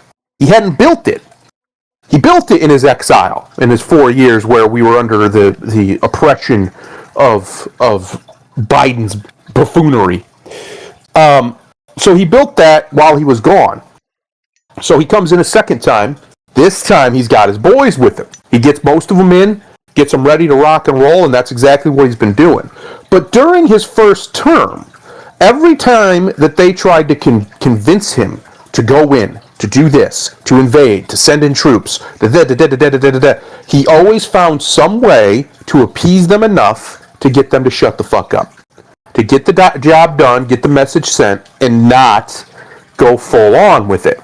Since he's been president this time, he has done very much the same thing. He's been a lot more forceful with it now because this time he has his boys with him, right? He's got people he knows are actually on his side, who he knows are loyal. That's a big different situation that we're in. So when Trump does things like Venezuela, just a few months ago, gotta remember, that was only in January. That was only 3 months ago that he did this shit. And then everybody's losing their minds. All these people are losing their minds. Trump said he wouldn't start wars. Well, he didn't. He ended one. It didn't even happen. In fact, he aborted a war, is what he did. Took out supposedly the most dangerous man in this hemisphere, in Maduro. He's gone now. He's gone. He's in some cage somewhere. We may never see him again. He did that while losing exactly 0 American lives. He effectively overthrew one of the material richest countries on planet Earth with about 3,000 people. This is the greatest military operation in the history of the planet, and it's not close. By far, this was the greatest one ever done. And Trump did it. I'm going to give that president a little bit of leeway when it comes to the shit that he's doing in Iran. As soon as he decides to take out a 50-year enemy of the United States of America, make no mistake, Israel's influence in America is a problem. I'm not going to say it isn't, and I'm with you. That needs confronted. But Iran's influence with the world is a bigger problem. And if you don't think that, you're retarded and know nothing of history. Nothing. If you think the Jews are a bigger threat to Western civilization than Islam, you're out of your fucking mind. You're an insane person, and I don't ever want to hear you speak on public matters again because your opinion is invalid. There is no greater civilizational enemy to the West than Islam. The only one that's close is communism, and we've largely curtailed and defeated that all over the world. The greatest communist country going today isn't even a communist country. They're a fascist country, ironically. So this idea that we should abandon a generational president because he did exactly what he said he was going to do for the last 40 years, mind. He has never swayed, never veered off the idea that Iran needs to be dealt with. Iran is a problem. We can't let them have a nuclear weapon. Period. End of story. And he even said exactly what he is doing now would happen if they pushed him. We would bomb the shit out of them. And that's exactly what he did. If you think he betrayed you, and he is now Israel's lapdog, and is only doing things because Netanyahu wants him to, you're fucking retarded, and you don't deserve a platform to speak on. Yeah. Not because of some weird censorship thing, just because you're retarded. That's it. I don't want to hear it. Well, to add further to the retardation, do they not realize how much Jews are ingrained in American culture? America is the Jewish culture. I have a question. I do. I have my hands up. Yeah. Yeah. Yes, sir. Chester. Okay. Okay, MAGA. Well, if Yeah. that's true, then who do you vote for? Yeah. Yeah. I Well, you mean, see, now you is have the these. alternative that you go and vote for the Democrat? I mean, is that the alternative? That's what they're saying. That's what they're saying now. We need to get the Democrats elected. Unironically, they're saying this, Chester. We need to get the Democrats elected so that we can punish the Republicans, so they'll get in line. You see, and then in 2028 we can really win. If the Democrats take control of Congress, they're going to completely go right back to the bullshit they were doing for the 4 years Trump was president before. They're going to do it all over again. They're going to railroad. They're going to impeach. They're going to impugn. They're going to do everything they can to make sure nothing of quality gets done. In fact, the Well, only that's what they're saying. unless They said they're going to do that. Yeah. yeah, and then they said if they get all the branches of government, they're throwing people in prison. They're shutting everything down. They're going to expand the court. They have this already. They've already said it. This isn't me conjecturing. This is their words. They're going to expand the Supreme Court. They're going to make Puerto Rico and D.C. states, which is completely unconstitutional. But hey, if you got the Supreme Court under your thumb, I guess you can do whatever the fuck you want. And they're going to grant mass amnesty to everybody who's here that's illegal. Every single one, under all circumstances, period. That right there is the end of the country. That's it. It's done. The American dream dies if the Democrats get power and do all the things they said they're going to do. And I have no reason not to believe them. Look what they did in Virginia. The very first chance they got, once they got back control of Virginia, they tried to shut Republicans completely out of power and remove their ability to have representation. Sweethearts, Democrats. I just want to point out that's one of the original 13 colonies. That's a really bad idea. They'll kill you. At least I hope they will, because you deserve it. If you take away their ability to affect their own government utterly, there's no reason for them to treat you with political kid gloves anymore. You're the enemy, and you have to go. You're a tyrant. Period. And the crazy thing is, Chester, Virginia had the fairest system of distributing their seats in Congress out of any state in the Union.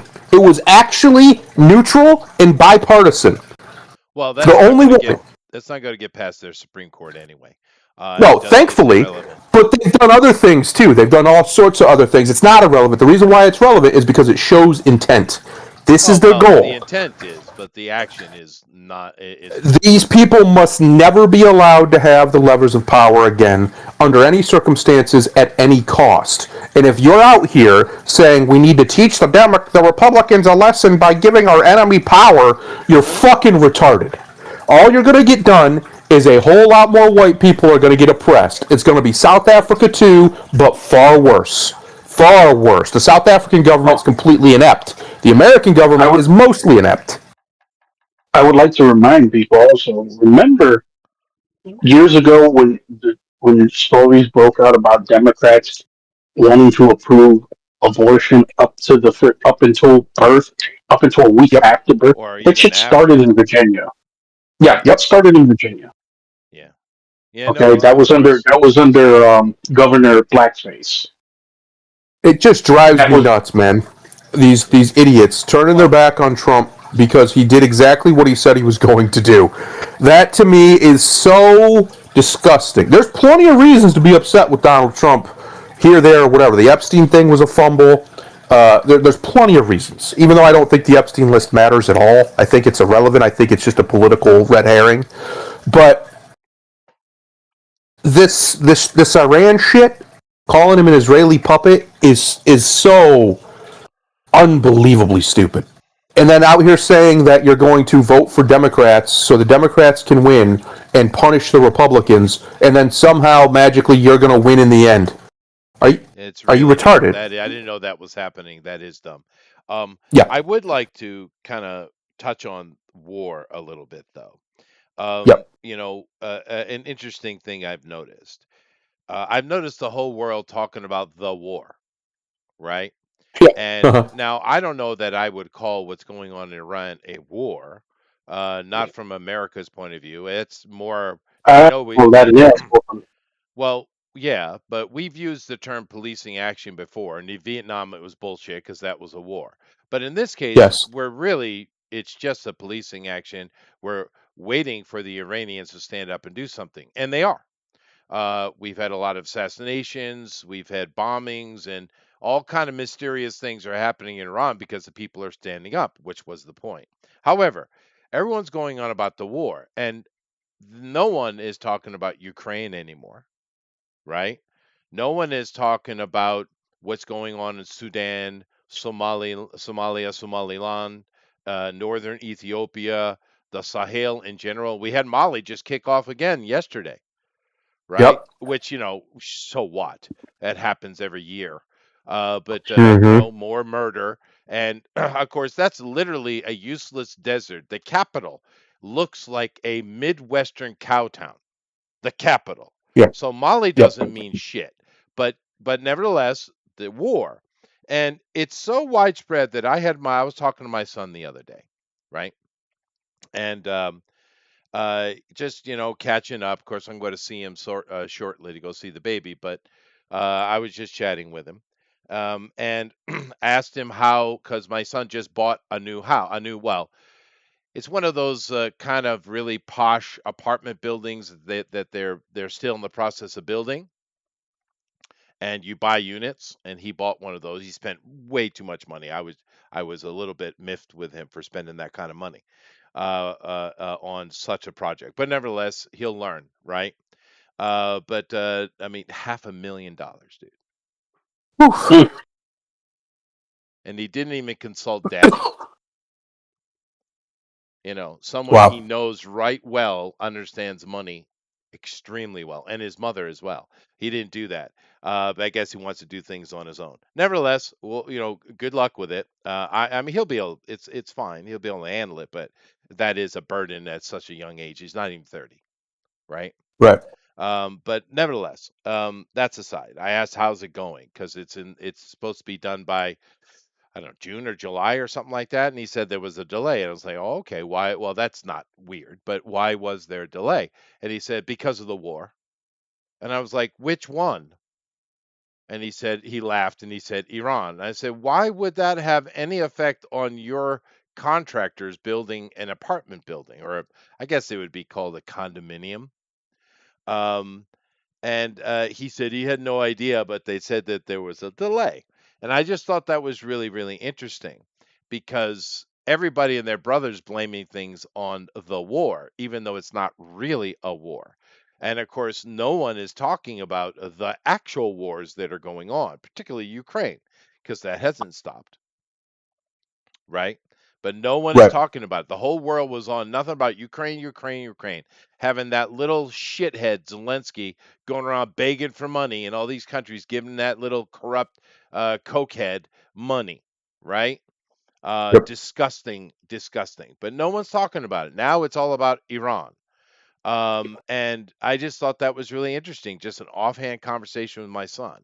And it came up because the contractors are blaming their delay on the war. Listen, Stupid.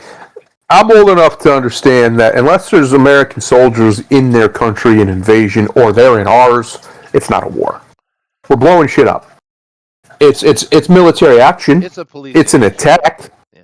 but it is absolutely not a war. I'm sorry. I know Trump keeps calling it that, but it's just not. Well, A war. It's more like an eradication. To be it honest with is. you, like dealing with pests. Yeah, that's true. Although you've just hit on a extreme pet peeve of mine. I am very frustrated.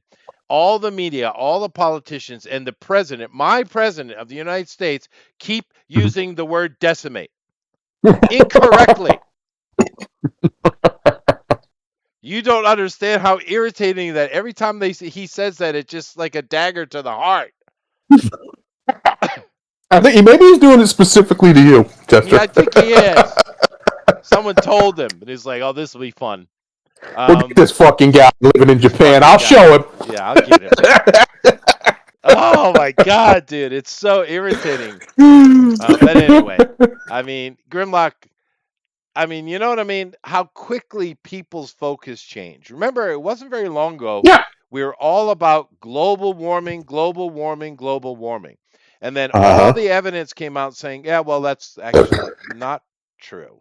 Then they shifted to climate change, climate change, climate change, right? And then 15 minute cities, and then eat the bugs, and et cetera, et cetera. Keep shifting, and then Palestine, Palestine, Palestine. Now it's save the Iranian terrorists. Grimlock. Also, yeah, they do that. Just like, nobody caught the flu for 4 years, Yeah. and then the flu came back, and I didn't hear anybody get COVID. Right. Funny how Yeah. that works. Yeah. Well, that was a scam. I mean, the initial hit, and I think Italy actually got hit by the original virus, was pretty deadly. But Yeah, it was brutal. as with coronaviruses, they do mutate very quickly, and they tend to mutate down into lesser Well, pretty much every variants. virus does. It Yeah, doesn't. yeah. It doesn't want to kill you. Actually, it wants to just live in you. That's what it would That's like to true. do. It's its purpose. Yeah. But yeah, that was a big smoke screen, political opportunity, and of course we're all paying for it because everybody's sitting here wondering, why is McDonald's 25, $30? Why is all this stuff going up? Why are these prices so high? Why is all the food quality going down? Well, that's because everyone's using Cisco because they monopolize the market, but that's a different conversation. However, why? Well, because you shut down the planet for 2 years. What do you think these Yes. companies are going to do? They need to get their money back. They're not going to take the loss. You're going to pay for it, bitch. That's how it Yep. works. So of course they're all doing this. Of course it's all in complete chaos because they got to get paid, baby. I do like to point out the fact that so many of these so-called prominent leftist organizations were nothing but big welfare queens getting money funneled to them Right. by USAID and other government operations through NGO networks and everything else. If Trump wants to, he's got three options, in my opinion, to become the greatest American president ever. Three. One, RICO charge the fuck out of these NGOs. Break their entire networks up, go all the way up the chain to Soros and company if you have to. Break them up. They're criminal enterprises. Everybody knows they are. Everybody knows they fund these fucking riots when pallets of bricks just show up. And it's never investigated. No one ever talks about it. But we see videos of people unloading them from fucking trucks. We see people getting off buses in gear, coming to start these riots and all this bullshit. They're radicalizing people like this idiot that just tried to kill the president and all his boys. These organizations are criminal enterprises. Let's not even talk about the ones, even though we could, that are funneling foreigners across the border, at least they were, before Trump finally shut it down. They're still doing it throughout all of Europe, unfortunately.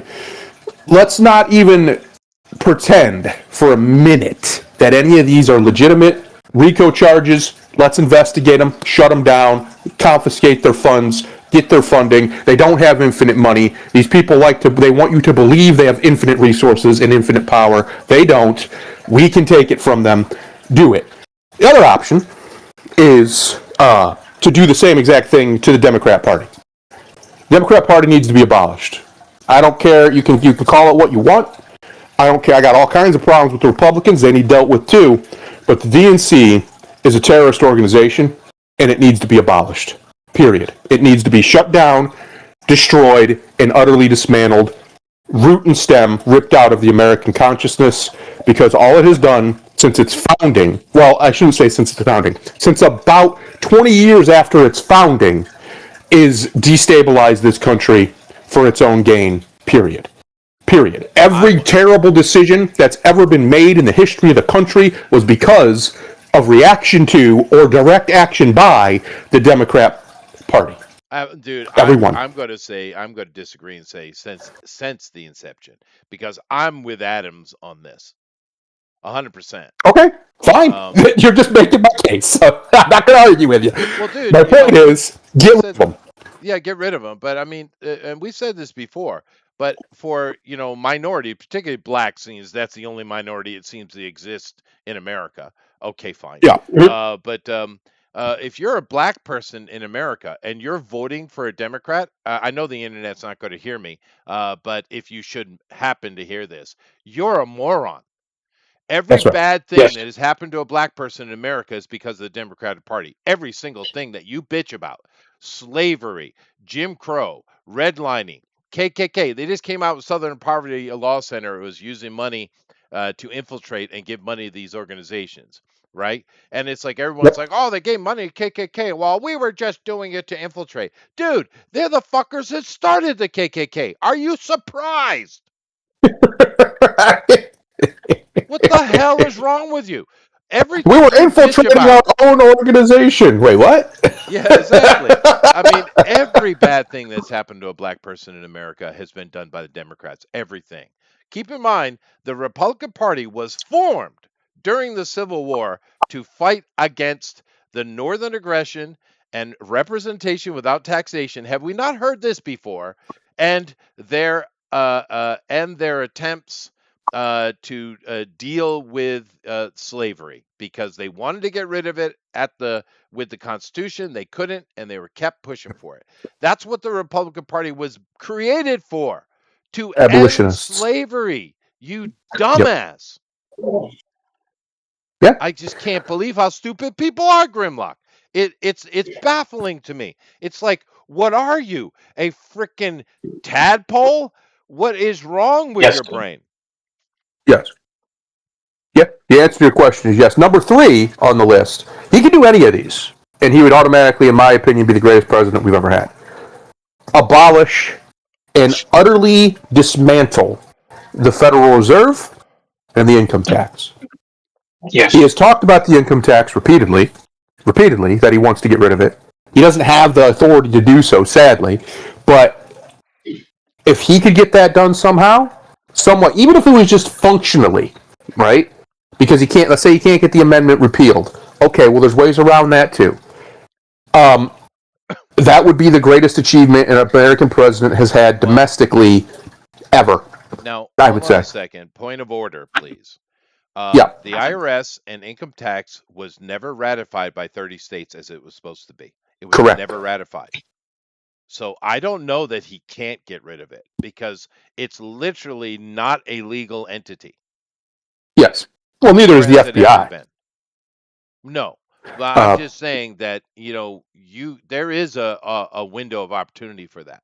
There is. Oh, I agree. He knows there is too. Trump, this is what baffles me with Donald Trump, is how many people are still surprised when he makes good arguments about long-held law himself, out of his own mouth, and why it's incorrect or why it is correct. Well, he's The well-founded. birthright citizenship one. Yeah, that, and he's also smart and well-educated, believe it or not. I know people don't want to believe it, but he is. The birthright citizenship stuff is a big deal. Obviously, I think the Supreme Court's going to make the wrong call, but of course, because John Roberts is a retard. But the reality is, it's obviously was never intended for anybody to walk over the border, have a baby, and now they get full rights. Obviously, that was not the intention, and anybody arguing it is a complete fucking liar. It was designed specifically and implicitly for the children of slaves and the slaves themselves, foreign slaves themselves. It was not designed for random Chinese women to come waltzing in on their 9th month and have a baby here, and then there you go. Clearly it wasn't. It was intended to naturalize the slaves. That was the point. Yes.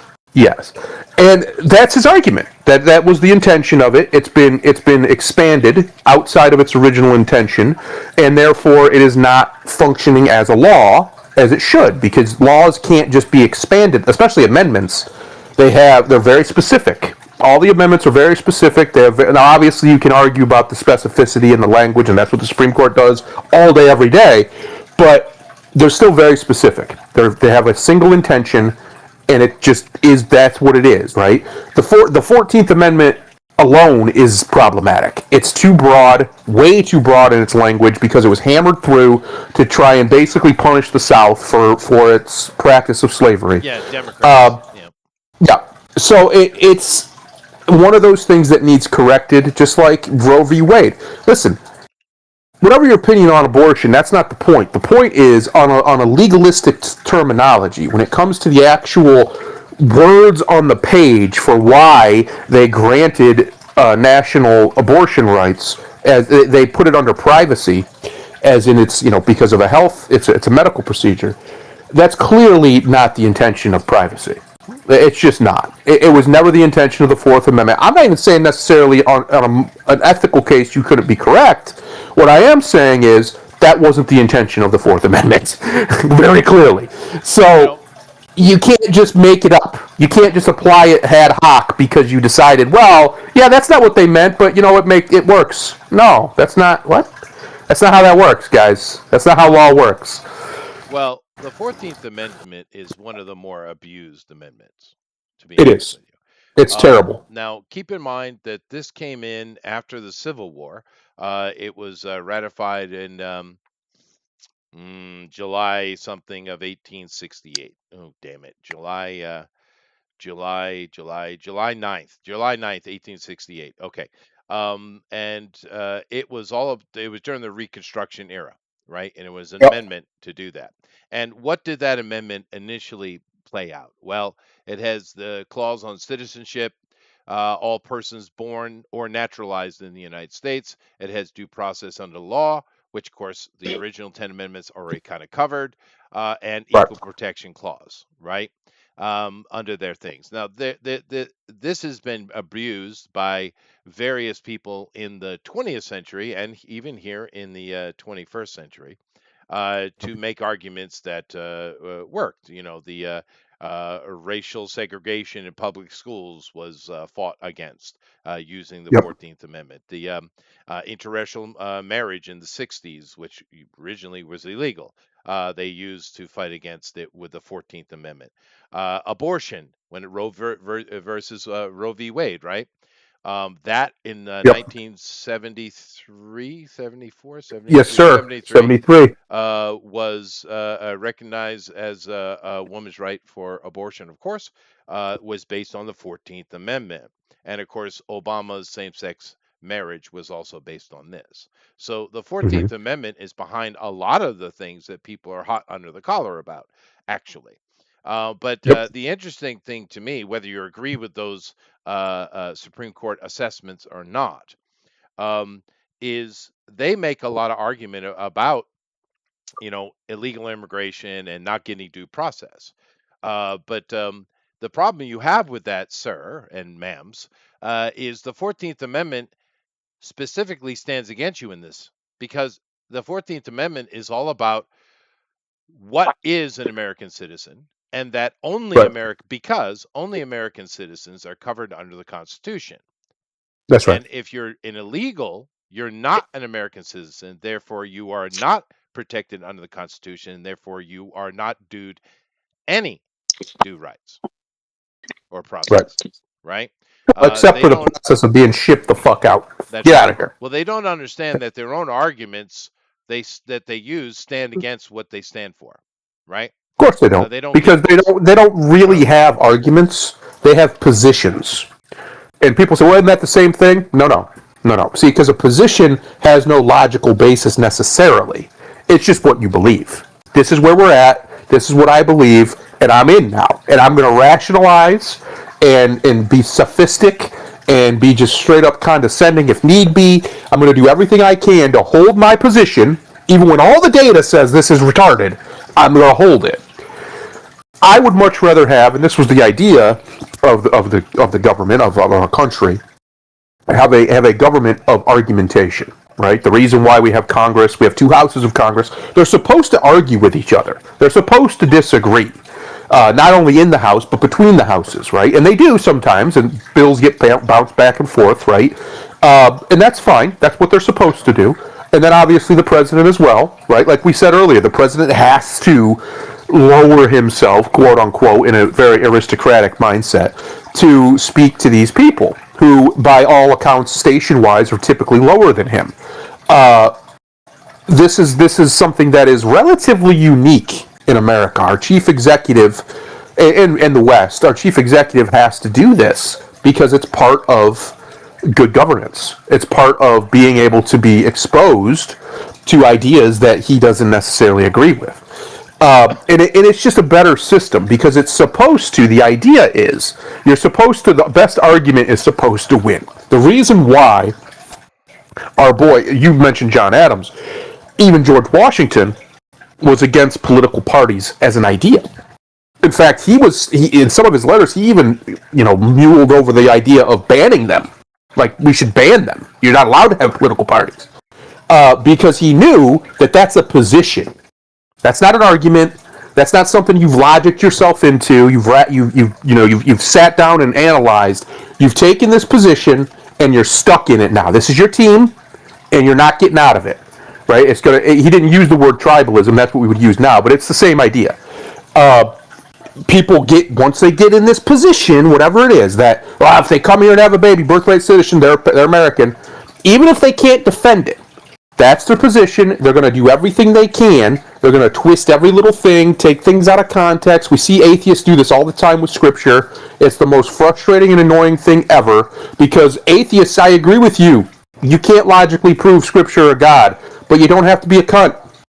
That's it. Yeah. Don't be a cunt.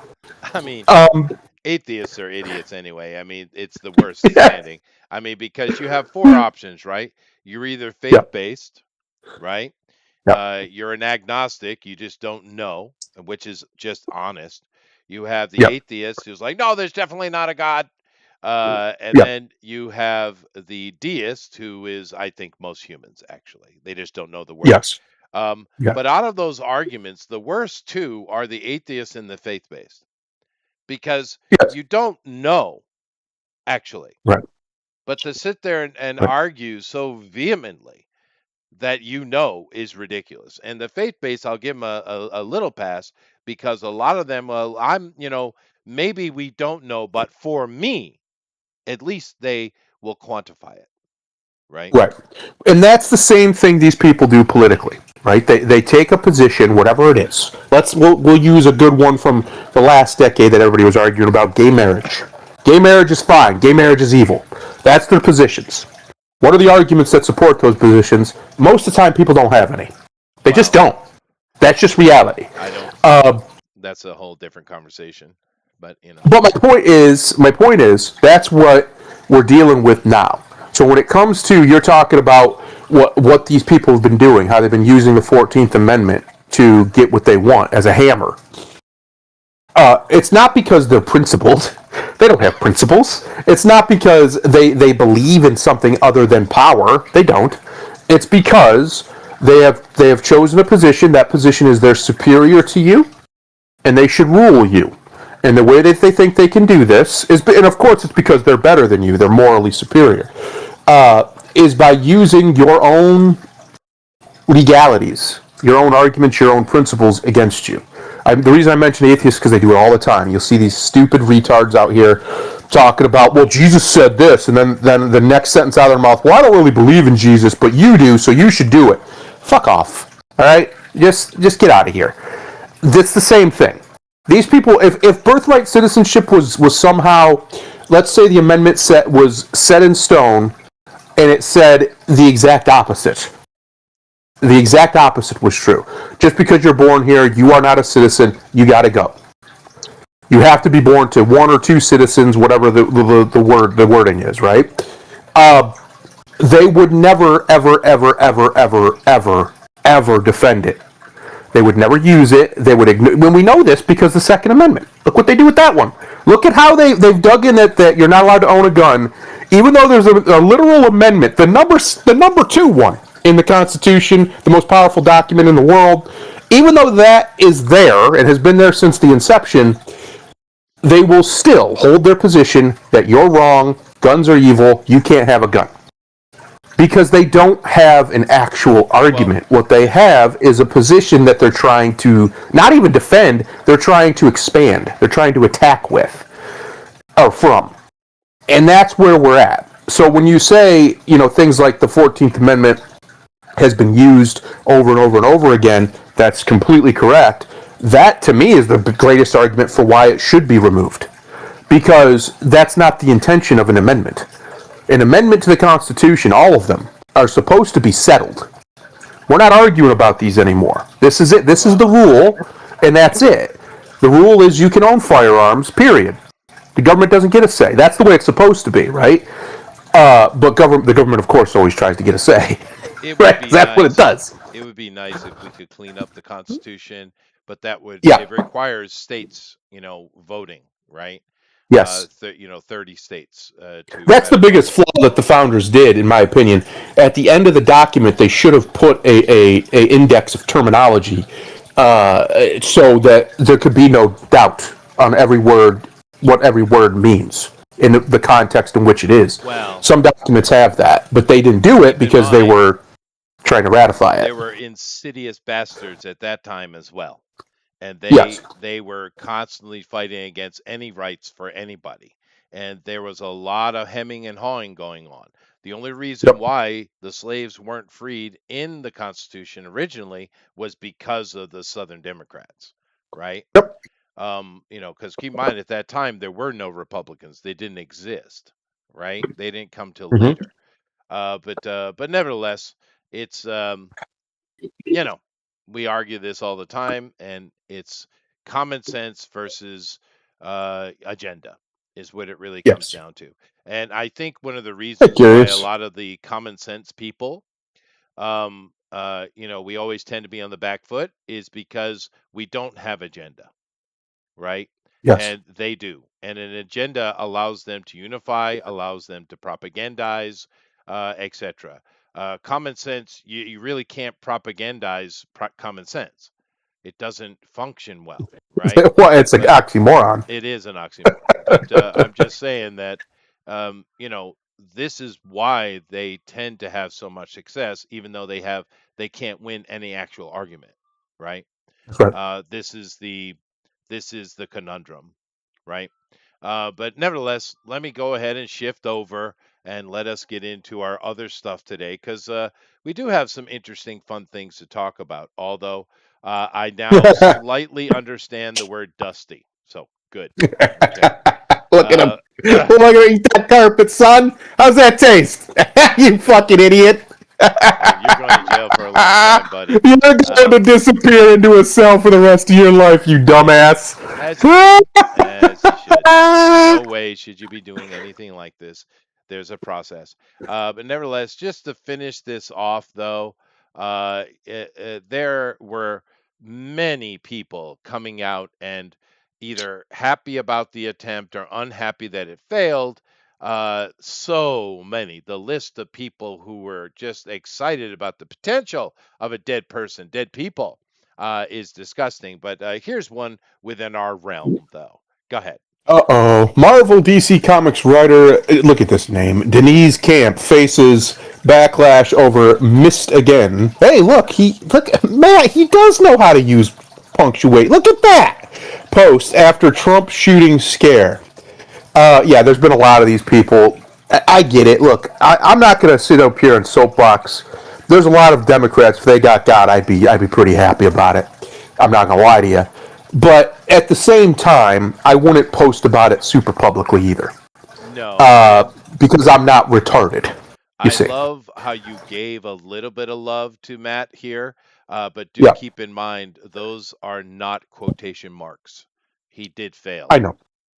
Well, that's the new thing they're doing thanks to the AIs, Chester. They're trying. See, the AIs are already winning. They're already changing the way we punctuate. So now, typically, the double is only used for direct dialogue, right? Direct quote, direct dialogue. Now we use the singles. I understand. We use the singles in a different metric. And I think that's what's happening here. He probably just got it mixed up. But he tried. I'm going to give him credit for trying. Right. Okay? He did try. Fine. But does this guy not look like a hippie? Now, this guy has been involved with the Absolute stuff at DC, of course, and he's done stuff with Marvel as well. But it's just an example of these. Has he written a single good story that I can remember? No, me either. But I'm just kind of using this as an example. There were many, many, many people. Ben Stiller, once again. Now, the funny thing about this, Ben Stiller did the same thing. And he came out later after he got called out for his bullshit, and he said, "Oh no, I was talking about a basketball game." This Yeah, guy sure he wasn't. this guy came out and said, "Oh no, I was just talking about how bad I am at darts." Yeah, sure Uh you huh. was. Yeah. Okay. Sure, buddy. Okay, now Chester, since this has been bothering you all night, Oh the God. nigga version of Dusty applies to this motherfucker here. Oh, it does. So basically, Broke, Dusty, broke, He's dusty. lazy, toxic. useless. Yeah, Dusty. I like it. Because Dusty. He's a thing that just sits So- around and collects dust. Oh, I see. Useless. Useless. Oh. Dawn breaks over Marblehead. I get it. When's the last time someone used that quote, baby? Dawn breaks over Marblehead. That's an old one, boy. I showed my That was a age. deep cut. That was a deep one. Deep. But okay, so they're useless and sit around and collect dust. They're therefore dusty. Okay, I got it. All right. Thank you for educating me. But why did the white boy have to educate me, huh, Grimlock? Huh? hey, Okay. All right. I Anyway, normally do not sully my tongue with nigga slang. that's fine. That's fine. But some of it's not bad though. I used to love the back in the No, day. because well, I'll say you know why? Because I know why. niggas learn a new word and they just run it into the ground. And I swear to God, for like 5 years, every man that black women didn't like is he's dusty, he's dusty. It's like no. Well, I understand that it is overused. However, there is a urbanite term I wish would come back, and that's dynamite. I love that one. That was a good one. Nah, Yeah, no, I love that. That was a great show, the first season anyway. But nevertheless, now of course I talked about Pragmata, and it's just dumb. This is a wholesome little thing. I'd suggest either playing it or watching a walkthrough. It's a short game, but it's really wholesome. It's fun. It's very Ghibli. If you like Studio Ghibli stuff, it's very much in that vein. It's wonderful. But anyway, let's move on to other things here. Now, I this like one, wholesome. yeah, wholesome's good. This one is for 100% put here for Thundero. Go ahead. Uh-oh. From... Try that again. From fans upset over final season. That's a lot of F's in a row, all right? Leave me alone. Announcement as Harold, French name, responds. Pernu. Fucking French. Right? French. Now, Ugh. My mouth is dry. My tongue is ashen from speaking a French word. oh God. Now, this show has been quite popular. A lot of people like Thundero. I watched the Big first fan. season and I was like, and didn't care much about it. But that's all right. A lot of people do like it, right? Yeah. Now, and it's coming in. Season 4 is coming soon, and season 5 is the wrap up. And the fans are like, That's "Oh, right. but we like it," which I get. But this guy Harold, the star, which he was pretty good in it, to be honest with you. He is good. He came out and said, "Well, look, we have a story we're trying to tell, and 5 seasons is what we need. There's a Yeah. beginning, middle, and end to this. There's 3 acts, and Right. that's what we 5 need. chapters, 3 seasons." acts. Right. Yep. So, and I get it, but I also understand the fans. You're loving something, you want more of it. I get it. But you still got the season 4 that's coming and the final season 5, so you're going to get a lot. And a lot of great shows that are legendary today had less than that. So That's true. Well, Remember, Breaking Bad was only 5 seasons. Yeah. But I mean, I understand both sides of the argument on this, but seeing as it's not my thing, I thought I would ask Thundera what he thinks about it. So From what I understand, that was always the plan. Out of the gate, they wanted 5 seasons. Yeah. They had a story that they had already storyboarded out. They already mapped out.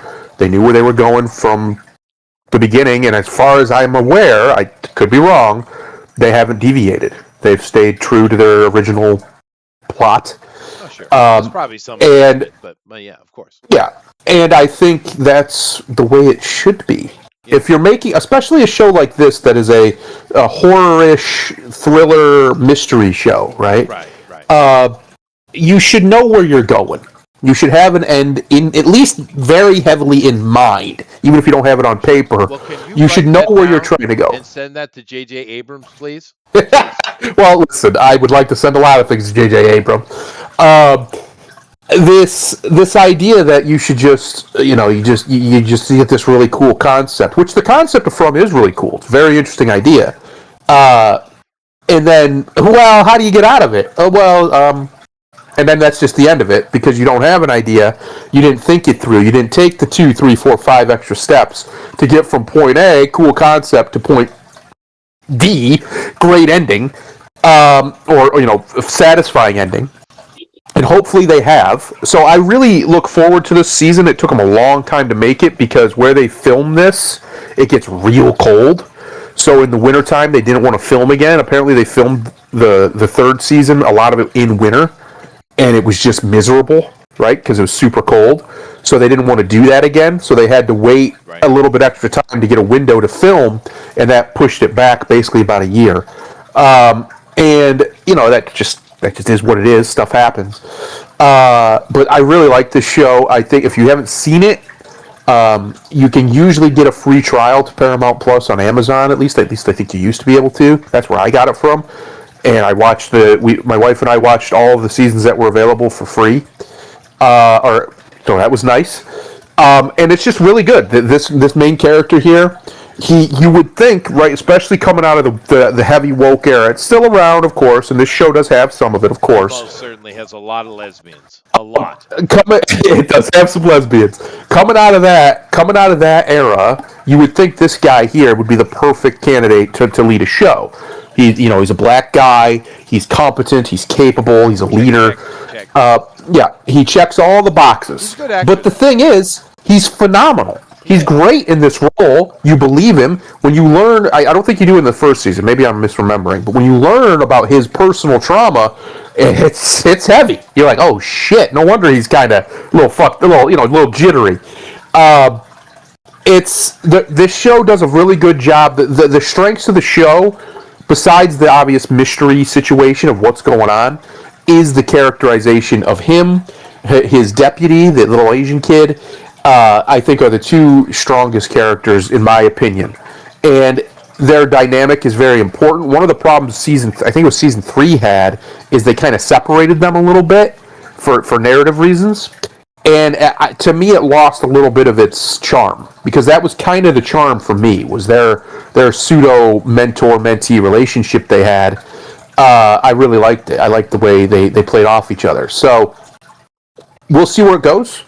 This is how, in my opinion, you should do it. Though, if you have a show that isn't designed to be like a sitcom or whatever, something that could just go forever theoretically, it's a show where you're asking a question directly. That's what this show is.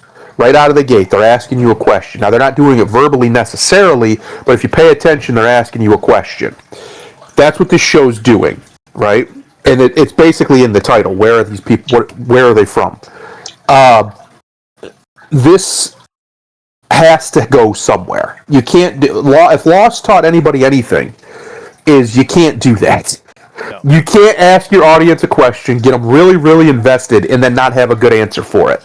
You better know the answer. It's kind of like the One Piece, right? Old One Piece, been going on for 30 years. Oda claims he has a satisfying answer for what is the One Piece, because that's the question of the whole series. That's the main question. What is the One Piece? Why does everybody want it? He claims he does. So if he doesn't, that'll be a 30-year debacle, or however long it takes him to finally finish that damn story. You can't do that. It's not good for your brand, obviously, but it's also not good to do to your audience, and it's just not good storytelling. If your main thing of your story is a question, which is what this is, a mystery show, you better have a good answer. It'd be like not that there's that. Not that every single episode was great, but The Twilight Zone, mystery show, right? By and large, right? Just about every single episode was asking you a question, or they presented a question that the show would then try to answer.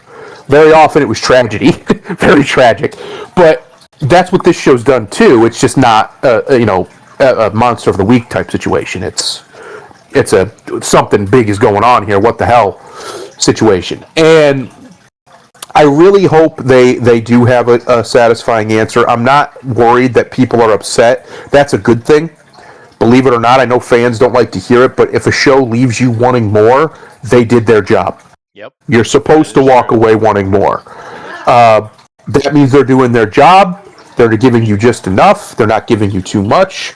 I like that. And there's no reason why, depending on what the ending is, of course, they couldn't do spin-offs if it's successful. I don't see any reason why not. But they don't need to necessarily do it with these characters because it's very obvious, I think, personally, that it's very obvious he's going to die at the end saving everybody. That's going to be what happens. And then the Asian kid's going to take over as the leader of their little group. That's what I think is going to happen. I just think he's set up to be that kind of tragic hero figure. Yeah, I'm kind of But surprised it he's might not not go that dead way. already. Watching season. No, he's not. He's not. He's still there. He's still there. So it's hopefully it goes to a satisfying place. Yeah, cool. Yeah, no, I I understand both sides, and I think it is a good thing. I agree 100%. So I just thought this was because Thundera likes the show. I thought I'd talk about it. But yeah, good for them that they're enjoying it. Good for them. This right here is a very different take because this guy Harold here came out and said, "Well, we've always planned 5 years, and it's exactly what we need for our story." Fair enough. This guy, uh, a different take.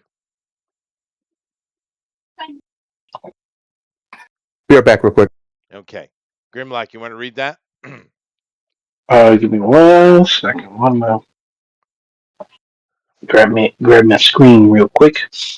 Oh God, damn it! Yes, I agree. Peter Capaldi doesn't know why fans take Doctor Who so seriously, Now, nigga. Peter, yeah, exactly. Yeah. Peter Capaldi was the 12th Doctor, which should have been the last Doctor by the canon of the story, right?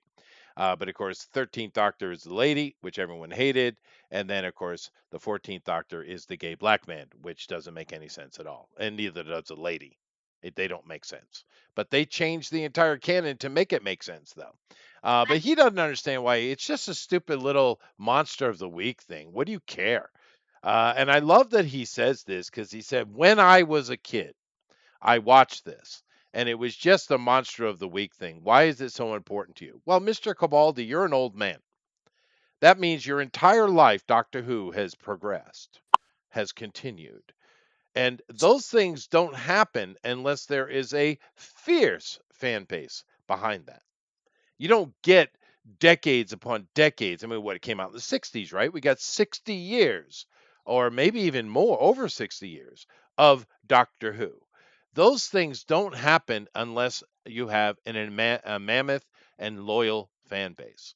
So even your own words betray you, sir. And why do they Yeah, I was take it about to say he's seriously? full of shit. He's full of shit. Because they love the character, they love the show, they are fans. And when you come in Well, and you intentionally destroy, people get upset with that. Now, they well, always use the secondhand, offhand remark like, oh, grow up. It's just a stupid show. But it's like, well, isn't that convenient? How convenient for you? Go ahead, Grimlock. well, not just that. They just show he's full of shit. If it was just a Monster of the Week show, why did you take the role? Yeah. Yeah. Because apparently, there's apparently better roles you could have taken because you're such a serious actor. Right. You're you are such a thespian that you surely could have taken a more sophisticated role than just some Monster of the Week TV show, right? And because I don't watch Doctor Who, how long did he do that role? A few years. A few years. Oh, so you came back for seconds and thirds. Okay, nigga. Yeah. This No, is this is the for proper time to use the word nigga. it is. It is proper You situation. look him in his old Now, ass eyes and say, "Nigga, please, now they're just trying sit to your old ass down." they're just trying to do damage control with him, of course, because it's dead in the water. Doctor Who is so dead. Because You know, It's not damage control. It's propagandizing because they're going to go because it's one thing to damage control it to try to walk things back and say this isn't this isn't as bad as it looks. That's well, damage control. well, that he's They doing went and that got too, though. somebody. They went and got somebody who people have generally been positive and like and had a likable view or point of view of when it comes to Capaldi, if I'm not mistaken, right? Generally, yeah, yeah. Okay, so you take this guy, you throw him out there, and he comes with the attitude of, "Oh, why are you guys taking this so seriously? It's just a rinky dink show." Like, nigga, shut up. Yeah, that's You know exactly what he's exactly doing. what. Yeah. And he also It, said it's that, but he contradicts himself again, Grimlock, by saying that Doctor Who has always represented the age that it was in, the zeitgeist of the time, he said. No, I said zeitgeist, he said age. here. And it's Here like, we come with that what? bullshit world out. Here it comes with that bullshit world outside your window bullshit. Right, but at the same time, he's saying it's a rinky-dink, stupid little show. It's like, well, pick a lane, right? Yes. Is it culturally significant or not? Because you're saying it doesn't mean shit, but then you're saying it does mean shit. So, all right. And, Which honestly, when you look at the female doctor and a gay black doctor, because keep in mind, it's important. He's not a black doctor. He's a gay black doctor, right? That's the mhm. important significance from their point of view. That's not mine, that's theirs. Now, the reason why everyone was upset about it, and it's so stupid to do, is because Doctor who I've watched my entire life, Yeah, is I wouldn't use the word androgynous, but sexless character, That's right. right? but even when I mean, like, okay, just look at that picture they're using in the article, right? Hmm. Now, me not watching Doctor Who, like, let's just say I knew nothing about Doctor Who because most of my knowledge of Doctor Who comes from you guys. Right. But if you showed me this picture and you try to play the trick question and say one of these are Doctor Who do you think it is? I'm picking Capaldi. Yeah, he Not looks just like a Doctor Who. not Yeah. just because he's white. Yeah, he looks like a guy named Doctor Who. Well, his dress. I mean, look at the way he's Yeah, dressed, his wild hair. That's kind of the yeah. It's Doctor Who thing. that the facial expression, even the way he's holding out his hand, Doctor Who. he looks like Well, the, these other two motherfuckers just look like somebody you'd see at a train station. right, the gay black man is way too well dressed. Way too well dressed. Of course he is. He's gay. But on the left hand side, so they keep telling me this is a lady, but that you're talking about a level of titlessness that I don't know about that. I'm having a feeling this might be a transgender here. Okay. You're gonna go Crocodile Dundee this one? I'm just saying, dude, because I've seen Good girls who are reference. little itty bitty titty squads, right? But they got Yeah. a slight protrusion. There's nothing here, dude. Well, not only Nothing. that, they usually have a lot of if they're flat chested very often, they have a lot more other feminine. The rest of their body is very feminine. You know what I'm saying? Sure. Like their hips usually compensate for it, or just the petite frame. Maybe they have long fingers, things like this. They have very I've never feminine features. I never looked at it. Let me go check it real quick because you can tell by looking at the Adonis belt. I never even paid attention to this lady. Yeah, So I didn't either. We girl, stopped. We watched all of Doctor Doctor Who, the wife and I, when it Who. came back. We were big Doctor Who fans. Sure. Let's My wife's she's arguing with the AIs and they don't know what she's talking about. But anyway, we were big Doctor Who fans. Oh gosh, I got okay. So this lady here is now she got boobs there though. That's who she is, I guess. that's not her. No, That's no. Isn't her last name Whitaker or some shit like that? Yeah, it is Jodie Whittaker. You're Whittaker. right, Jodie Whittaker. Whittaker. That's the girl who ruined Doctor Who. That was the one who the previous showrunner was so obsessed with that he basically made the whole show about her for two different doctors. I Oh think yeah, he was banging her. this lady. Okay, let's see here. Let's see if I get an image on her. All right, so there's a little bit. I don't have anything. Give me some Adonis belt here. They're covering it up, which they do well. Let's be honest. Um, so what? She's never done anything else in her life other than play Doctor Who. That's it. Although Pretty she's much, showing a little yeah. bit of titties here, so they strapped her down clearly. Yeah, she's got some here, but they strapped her down. So they intentionally strapped her down. Why? Why? Well, they've been doing that in these shows and stuff. Um, it looks like she's done nothing in her life other than Doctor Who. She came out of nowhere because there's Pretty nothing much. here, and But I'm I'm gonna not say this: even in them getting pictures, she anything. got a manly looking face. She's not a pretty lady, but that's all right. Doctor doesn't need to be pretty, but of course, Doctor doesn't need to be You know, thick. like George Morrison. Yeah, I don't have anything here to give me I can't get a look, right? Because if I can see the Adonis belt, you'll know instantly, right? Yeah, I don't, there's nothing here. It's all covered up. All righty. Well, What I tried. what I was saying there is we stopped watching during his run, Mr. Capaldi, because so much of it became about his companion, which was Clara, the chick you showed. Okay. It was her show, and he was just a complete fucking beta simp to her the whole time, like to disgusting degrees. And we just checked out. We weren't interested. Plus, all the rumors were coming that they were going to turn him into a girl. And my wife was like, "Absolutely not. I'm not watching this shit. If they do that, I don't want Well, anything to do with it." I never saw Capaldi because I was kind of out already. But He wasn't the problem. It was the writing. He was well, fine. a lot of people said that his dialogue and they were using him to pave the way for a female doctor, right? Yes. Which sounds like from what you're saying is true. So and now seeing what he's saying now, this is just another wokeite idiot. He's just another one, right? He's a moron because he's Yep. contradicting himself left and right. It's like, well, is Doctor Who culturally important or isn't it, Mr. Cabaldi? Because he seems to argue both points, right?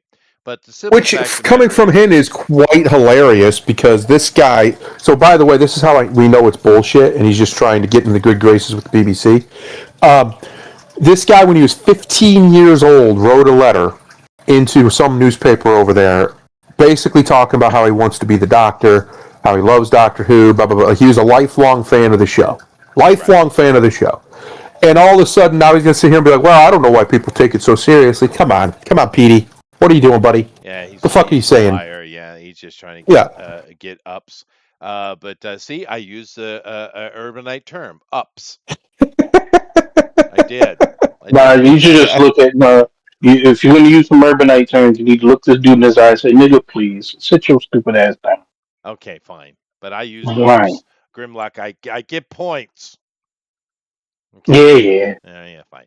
But anyway, this show is You get the dead, Kool-Aid dead, points, though. which is the intention, as we've been saying here for years and years. This isn't about trying to make representation. It isn't trying to make a different look at things. It's about No, it's picking destruction. scalps. It's about destruction. And they have successfully destroyed a lot of things, Doctor Who being one of them. I mean, honestly, a female doctor, why?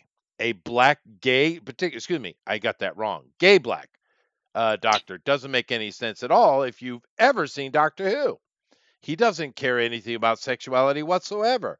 They put the hot chick in the show so that you got a hot chick to look at because he ain't interested in anybody. Yeah.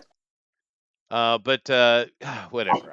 It's just more dumbassery. It doesn't matter. Doctor Who's dead, dead. It's unfortunate, but it is what it is. Now, with that said, we went from all right, cool. People are having fun. Great little game, right? Yep. Go try it out. Fun show. Dumbass. Yes, baby. Look at him. Look how perfect that looks. Spider Noir villains revealed. Silvermane, Sandman, Tombstone, and more take aim at Nicolas Cage. Now, I'm going to talk about this a little bit here because they put out some new posters. Look at that, dude. Look at that. I like that. That's That's nice. very classic, isn't it? We got Yeah. another one down here too. This one's not as good, but it is good. It's very, They very know what they're cool. doing. Whoever's running this knows what they're doing, man. I'm They telling do. you. Look at that. It's very nice. The But font's right, everything. They just got it. yeah.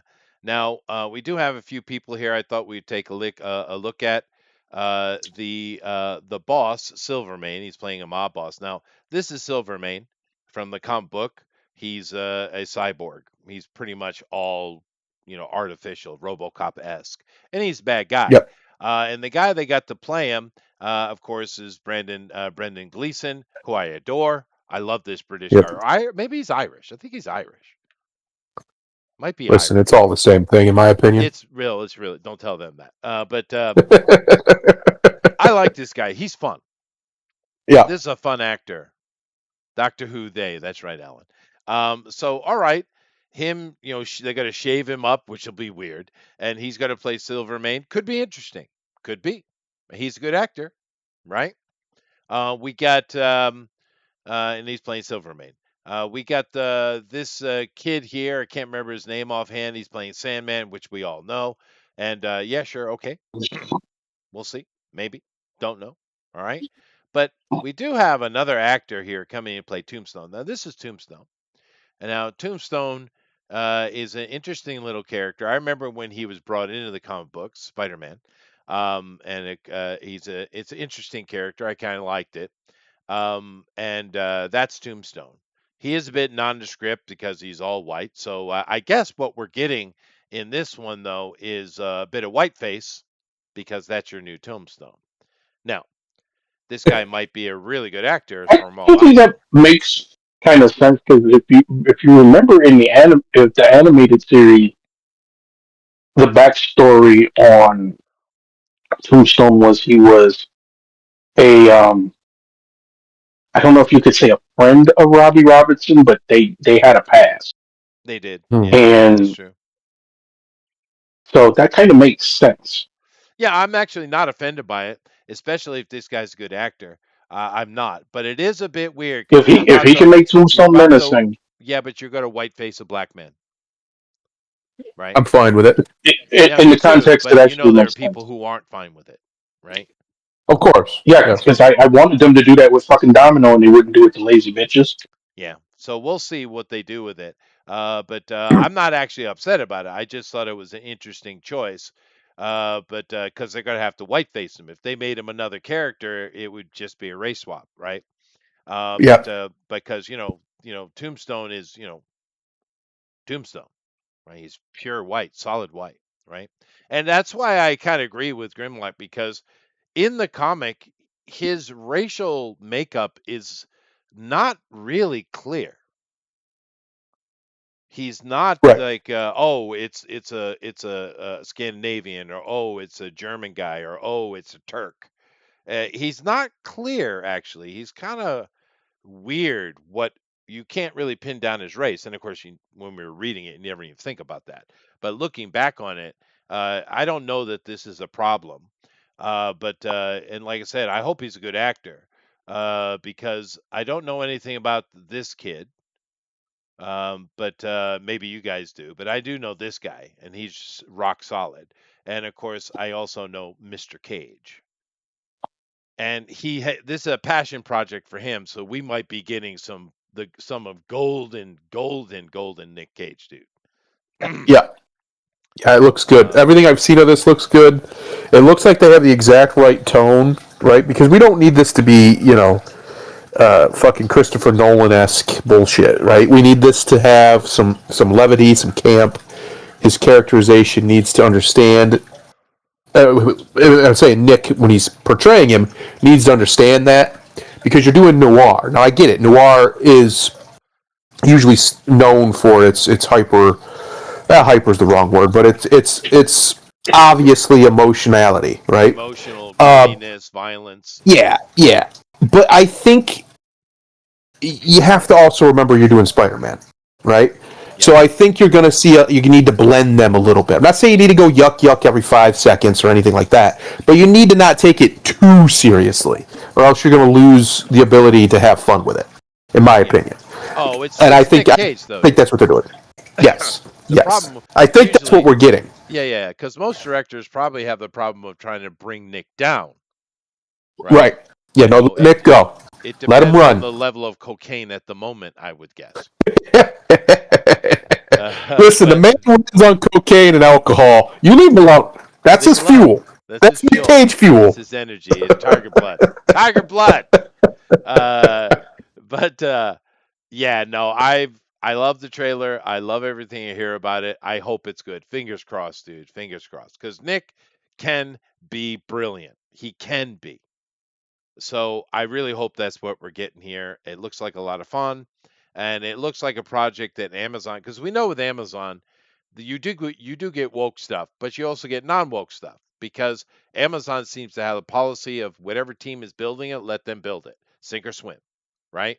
And Yeah. I'm okay with that because I'm not actually against woke ideas, but stand on your own 2 feet, right? Is the way I look at it. But I'm very excited about this. Uh, I don't have a problem with this guy at all. I'm just curious how they're going to pull it off. I hope he's a good actor. I know this guy is killer. It should Yep. be interesting. And I don't know this kid. Do you know this kid? No, What's his I do name not. offhand? Of course, he's playing Ben Riley, not Peter Parker, which I'm okay with that too. Yep. Jack Hudson. Jack Houston. Sorry, Jack Houston plays Sandman. I don't know him at And all. name sounds familiar, but I don't know from what. Yeah, I let me go see if he's got a IMDb. But then again, that's a pretty fucking generic name, so It it could be anybody. It is super generic. Yeah, Broadwalk Empire. I like that show. Oh yeah, Boardwalk Empire. Yeah. Boardwalk Empire. Sorry. I Yeah, think I've just seen clips of him in that show, and that's probably why he looks familiar. maybe I like that show. Nucky Thompson. That was great. Let's see what we got here from him. Actor. He's done well. He's been busy, dude. He's got 56 films. Oh, He's been around a while. He's older than we think he is. apparently, holy He's crap! young. He was in Spartacus. He played Flavius. 2 episodes. Neighborhood Watch, Flavius. Shrooms, Masterpiece Theater, Outlander. Oh yeah, okay. Okay. I remember he was the blacksmith in that. Don't know most of the stuff. I don't know. Twilight Saga. Oh God, he's probably a werewolf. Chester? Can you and I come to an agreement right now, right here in front of God and everybody, that the name Royce needs to be abolished? Yeah, I agree. It Yeah, does. let's get that out of here. Royal. I get the meaning. Yeah, but it sounds terrible. Let's get it out. Yeah, no, he was the main character in Boardwalk Empire. So, Yep. I don't know a lot of this stuff. He does a lot of TV, which cool. Good for him. He was in that. He played Ben-Hur in that absolute cataclysm of a movie. Oh boy. Right. But whatever. I don't know him, but he's busy, dude. And good luck to you, I guess. He's doing all right. He's doing all right. But just fingers crossed for this. We have no idea what we're going to get, but it could be a lot of fun. Anyway, but I am happy to see this guy because this is a known quantity to me. This guy is a good actor, and as is Nick Cage. So potentially. Now here's another interesting thing because, well, go ahead and read the headline first. John Wick spinoff Kane starts filming with Donnie Yen. I do love me some Donnie Yen. Take more Donnie Yen. Now, here's the question. When they came out with Jane Wick, which they mistitled The Ballerina, nobody wanted it because we don't want Jane Wick. We want John Wick. Now, here we have another spinoff. It's not too dissimilar, but of course it is Donnie Yen, which is a very different thing than some unknown girl playing Jane Wick. But it is in the same field. It is a spin-off from John Wick. It's not John Wick. But for some reason, I would like to see this. I hope it's good. Whereas Jane Wick, I have zero interest at all. Am I just a chauvinist? Yes. Okay. We'll start there. But also, no, it's also because it's the wrong time. If a movie like that had come out 20, 30 years ago, most people probably would have been cool with it. It's the fact that they've been hammering this fucking nail over and over and over again with these ridiculous characters of these females who can just beat up men 3 times their size because reasons. It's taken our appetite away, right? It's you don't want it anymore. I can prove to you it would have worked just fine because we have a movie called La Femme Nikita, and it was a big hit. And that movie's awesome. But that's the other problem too. That movie also, she used her sexuality to get what she needed, and they won't let you do that nowadays with a female in these roles, which is ridiculous because that's exactly what she would do if she was going to try and kill a man. So I think that movie, the problem that movie had was it came out at the wrong time, and they thought that they could get away with it, even though, you know, culturally a lot of people have turned their back on the girl boss power fantasy bullshit. Even women, especially women, they don't want nothing to do with it. And it's a shame because I've seen enough of that film. I haven't seen the whole thing, but I've seen enough of it. It's fine. It's actually not bad. She's not that. She doesn't just beat the shit out of guys because she can. She gets her ass kicked a lot. She's not John. When her and John fight, John whoops her ass like it's nothing. He's not even struggling at all. It's not even a fight. It's basically a U.S. versus Iran situation over there in that movie. And I appreciated that because they were trying to do it right. It just came out at the wrong time. Whereas, as far as this movie with Kane was very popular. People love Donnie Yen as Kane. The fact that it's funny that he's blind and uses a cane. Ha ha ha ha yuck yuck from the creators. Quantity, right? Yes, he's established. And again, as you said, he's Donnie fucking Yen. Like, people know him. He's one of those guys that, you know, people pop for when they see him and stuff. So I think this is a much better decision. Don't put too much money in it. It doesn't need to be anywhere near the budget of a full John Wick film. It needs to be small. It needs to stay small scale, and it needs to lead right into John Wick 5. Because we know they're making John Wick 5. We know it's coming. This needs to be the gap to bridge between the two. And in fact, I would have John in it in some capacity to show, one, that he's still alive. Spoilers, he didn't actually die. A cameo at the end. Yeah, to set up the fifth film, right? Do very MCU of it, but I mean, that's what you're doing, so do it. Lean into it. Sure. Well, Donnie needs help. Kane needs help. And at the end, he shows up to get the help, and John is like, oh, fuck. He pays him back. He owes him a favor. He pays him back. Yeah. Yep. That would be perfect, actually. I'd watch it. It's kind of like kaiju movies. I'm not going there for great narrative dialogue or any of that shit. I'm going there to watch badass fight scenes and gun fu and cane fu, literally. That's what I'm here to see. Do something cool with a fight scene. You know, kill somebody in a creative way that nobody, like, motherfucking John Wick killed 2 people with a pencil. We seen him do it. All right? Yeah. That was cool. I want more of that. It's the fact that they added that layer of intrigue to the world building in John Wick that made it so successful. But you don't want to get too lost in the weeds and think that you need to only do that to keep it successful. At the end of the day, these are action movies. These are not some grand epic scale story that you're telling.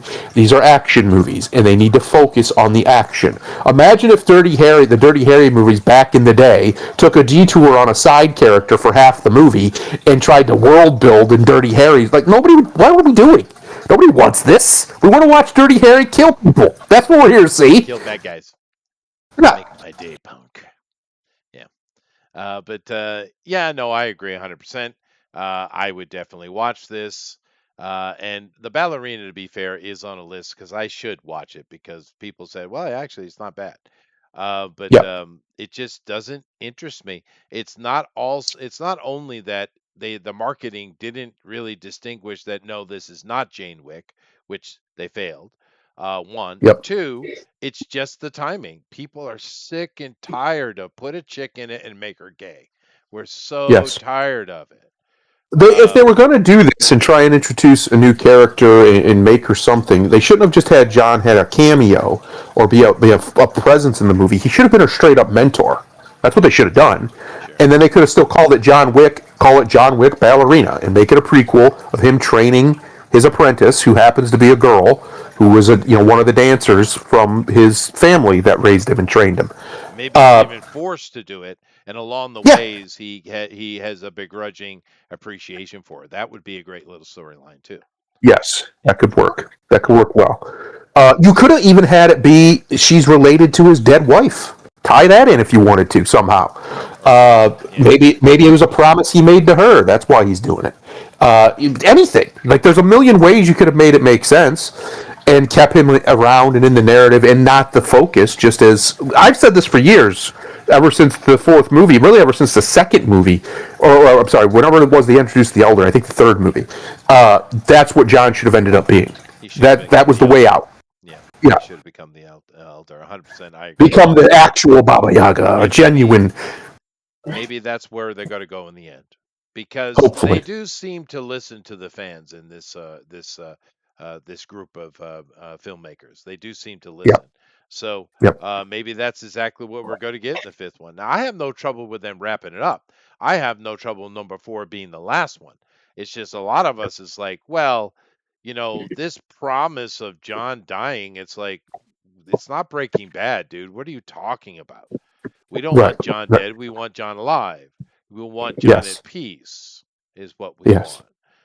So it's an interesting thing because he's an anti-hero character, but what the audience wants for him is not what usually you want for an anti-hero. Usually an anti-hero is an instrument of vengeance, right? And that's how he starts, John, of course. But it goes so much further than that. And by the end of it, I think most of the audience just wanted him to have peace. Just give the man some peace, for crying out loud. He doesn't want any of this. And I think making him the Elder would be a great way to give him a form of it, right? Because now he's still in the belly of the beast, but he's at the head of the table. That would be a good thing. I also wouldn't have minded someone, coming to recruit him for something after the end of 4, and he's sitting on a lake with the dog, and they come up and want to recruit him, and he does the Hugh Jackman thing. Fuck off. Yeah, fuck you. I'm done. I'm out. I'm not doing it again. Right. But I love John Wick. I can't wait to have more. Fun. It is fun. But I think this will be fine. And Donnie Yen is a known quantity, and he's usually good time. Usually. All right, I'm not in my room at the moment, so read the next one there, Mr. Grimlock. Oh, Jesus Christ. Sounds like a good one. The Mandalorian and Grogu box office. It actually hits 100 million, but that could be a stretch. Well, you mean people are just now finding out that a 50-year-old faggot ain't the draw you thought he was? Well, to be fair, the first couple of seasons I actually rather enjoyed. But I did watch the trailer for this. I did. And I don't know what it is about the trailer, but it actually it puts me off. Right? Mm-hmm. I don't know why. Now, I understand there's a bunch of road between what I did like and and now. I get that. But the trailer isn't good in my opinion, because I actually am like, I mean, that's the response I had to, is like, no, thank you. Pretty much my reaction to Star Wars in general nowadays. But the trailer just it didn't get what they wanted out of it. And it's a very action-packed trailer, by the way. But I just think with Pedro Pascal and all the nonsense they've done with it, they've kind of killed this thing. I don't know what they're doing, but them saying they're expecting $100 million, dude. No, you're not going to get that. People are so Disney fatigued. I'd be surprised if you hit 50. To be honest, and we know they spent way too much money on this movie. We know they did. They always do. Yeah. No, I'm right there with you. I don't know if they're going to hit their money or not, because people do surprise me when it comes to these properties. For some reason, some people still just vehemently support them. I'll never understand. But regardless, Star Wars is a dead brand. They killed it. They took the most popular, most successful brand in the history of entertainment, and it's not even close, and they killed it. They killed it utterly and entirely and intentionally because it wasn't focused on the audience they wanted it to be focused on. That's the only reason. Little boys liked it, men liked it. How fucking dare you? That's it. It was pure vindictive pettiness. Hate. Yeah, that's true. Yeah. That is true. Yeah, there's not much more to add to that, but that's what they've done. But I don't think this is going to do very well. And it's interesting you talk about Disney, because I watch some stuff on YouTube, mostly historical stuff and various things like that. But Yeah. occasionally I also watch a couple of economists, just to see how are things going, from an actual on the ground economist point of view, right?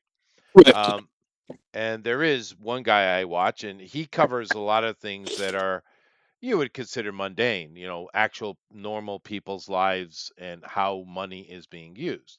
And a lot of his shows for the past year or so have been about stop being so stupid with your money shows, right? Yes. And one of those was one of the ones was talking about, it was a little while ago, but it was talking about Disney people, and we're talking about the amusement park and how much ridiculous money they spend on that park and how high the prices have inflated at Disney. Would you like to guess how much it cost you for one day at Disney? Tell me. $2,000 for a day at Disney. Sheesh. That is insane. That's And outrageous. he gave examples of people taking loans out on their houses to go on a Disney trip. Tens of thousands of dollars. And of course, his whole point of view is please stop burning your money like this. Be smart with money. He's trying to educate people to be smarter with their money, right? Is what he's doing. Now, I'm looking at it because I want a feel of what is the true economics, because you're going to have one side to say, oh, it's horrible, inflation, or not inflation, depending on whether they're in charge or not. And the other side, oh, it's great. Which I know is both are bullshit. So that's why I want to see those kind of things and get a better feel. And things are certainly tight for sure. No question right now in America. But I was shocked not only by the absolute highway robbery that is Disney, but the stupidity of people and the amount of money they spend. Understand that right now, with these $300, $400, $500, $600 lightning pass packages that you can get for one person, by the way, and that's supposed to get you through the lines quicker. Would you like to guess what a lightning pass average ride weight is for a lightning pass? 300 pounds. No, wait time. Wait time. Oh, I get it. That was a joke. Okay, I wanted to do that. I'll take it. No. That's also true. Yes. 2 hours. 2 hours that you're waiting for a ride with the lightning pass. So imagine how long people are waiting without it. Yeah. So I buy this extra ticket to get the DMV experience, is what you're telling me. Yeah, but imagine the people who don't buy that, and the normal $80 just to get into the park, $100. It's so out of control. Everything is stupidly expensive. It's all inflated to extreme levels. I mean, just getting a little ice cream, you're paying $10, $20, right? Right. Everything is just outrageously overpriced, and none of the food is worth anything. And of course, they're just buying souvenirs. But it's just an out of control experience. But yet, people still pack those parks. But we're talking about Disney World in particular here, and they spend outrageous amount of money. I have. You want to know how crazy it is? And I wouldn't spend that kind of money. You want to know how crazy it is? So you're talking about Disney. Talk about WrestleMania real quick. Chester, I want you to guess.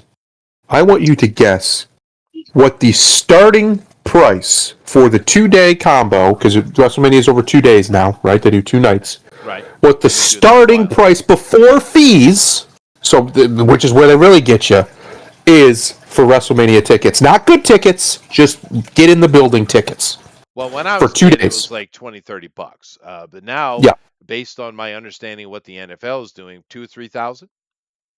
For the 2 days just to get in the door is $850 before fees. After fees, you're probably looking at well over $1,000 to watch a wrestling show. Yeah. And that is the shitty seats. If you want to sit on the floor, especially if you want to sit center floor, $70,000. Yeah. No, the NFL's doing the same thing. For a Super Bowl, the average price is like Outrageous. $6,000. Yeah, it's outrageous. Some of them are $100,000. We're seeing it all over. We're seeing concert tickets, which, like I said, when I was a kid, 20, $30 have gone up to $2,000, and that's not front Yep. row. That's just nosebleed, right? Mm-hmm. 1,000 to 2,000, depending who it is. Bruce Springsteen, he's complaining that he's not selling out. Actually, his arena is quite empty.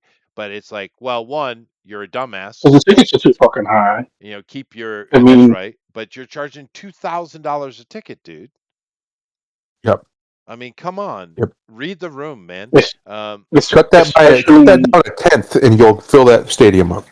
Yeah. well, hell, I it's mean, not it's even packed to it's the not limit. even just the ticket. It's not even the ticket price. The travel, because a lot of Yep. places, like if you go to like the big arena, right, Right. you got to travel. Then you got to pay for parking, Hotels, right? food, parking. Hotel if it's one of those more than 1 day events. So yeah, you add all of that shit in. It's like A my lot nigga. of Some money. people that's like 3 or 4 months of work, of fucking wages for That's some right. people at this point. That's right. And you're sitting there like, oh, what you can't afford it? No, nigga, I can't afford it. No, I can't. And who are you acting like you can? Because this And same it's guy. Yeah, go ahead. and also it's not as before it was like a once in a lifetime event, right? Like for like for example, like you know you talk about the Super Bowl. The Super Bowl is a once a year thing, right? Right. Yep. And you rarely get the same matchup twice. Like when was the last time we've seen like a Super Bowl rematch Right. where the same two teams made it back? Right. That is true. So usually you're going and you're going to see it's going to be different from the year before. So at least you have that novelty of saying, "Oh, I was at Super Bowl 52, and it was this team and this team, and it was this performance." So you get to at least say, you got to see that. You're freaking Bruce Springsteen, who's been touring pretty much nonstop since 1985. Most of the people who is your fan base has probably seen you multiple times. You haven't had. I'm maybe I'm wrong. I don't follow Bruce Springsteen, but I don't know when's the last time he had new material. No, well, So he's living on the past, but he is a legend, so he can fill an I mean, I arena mean, if he's reasonable. I mean that's fine. But I'm saying but you're also most of the people who are Bruce Springsteen's fans have been Bruce Springsteen fans for like 40 plus fucking years. Yeah. No, that's true. They've already That is seen true. you. There's nothing unique you're bringing to that show to Well, justify especially now uh, that he a, takes 30 minutes a out of the what show and talks 100%. politics. Yeah, but I'm saying for what a 100% markup from previous years. What am I getting in this Yeah. show that I haven't already seen? Yeah, it is ridiculous. That guy I talk about that I watch, his name is Zach Rios, by the way. It's a pretty big channel. I mean, he gets like half a million views, so it's not small.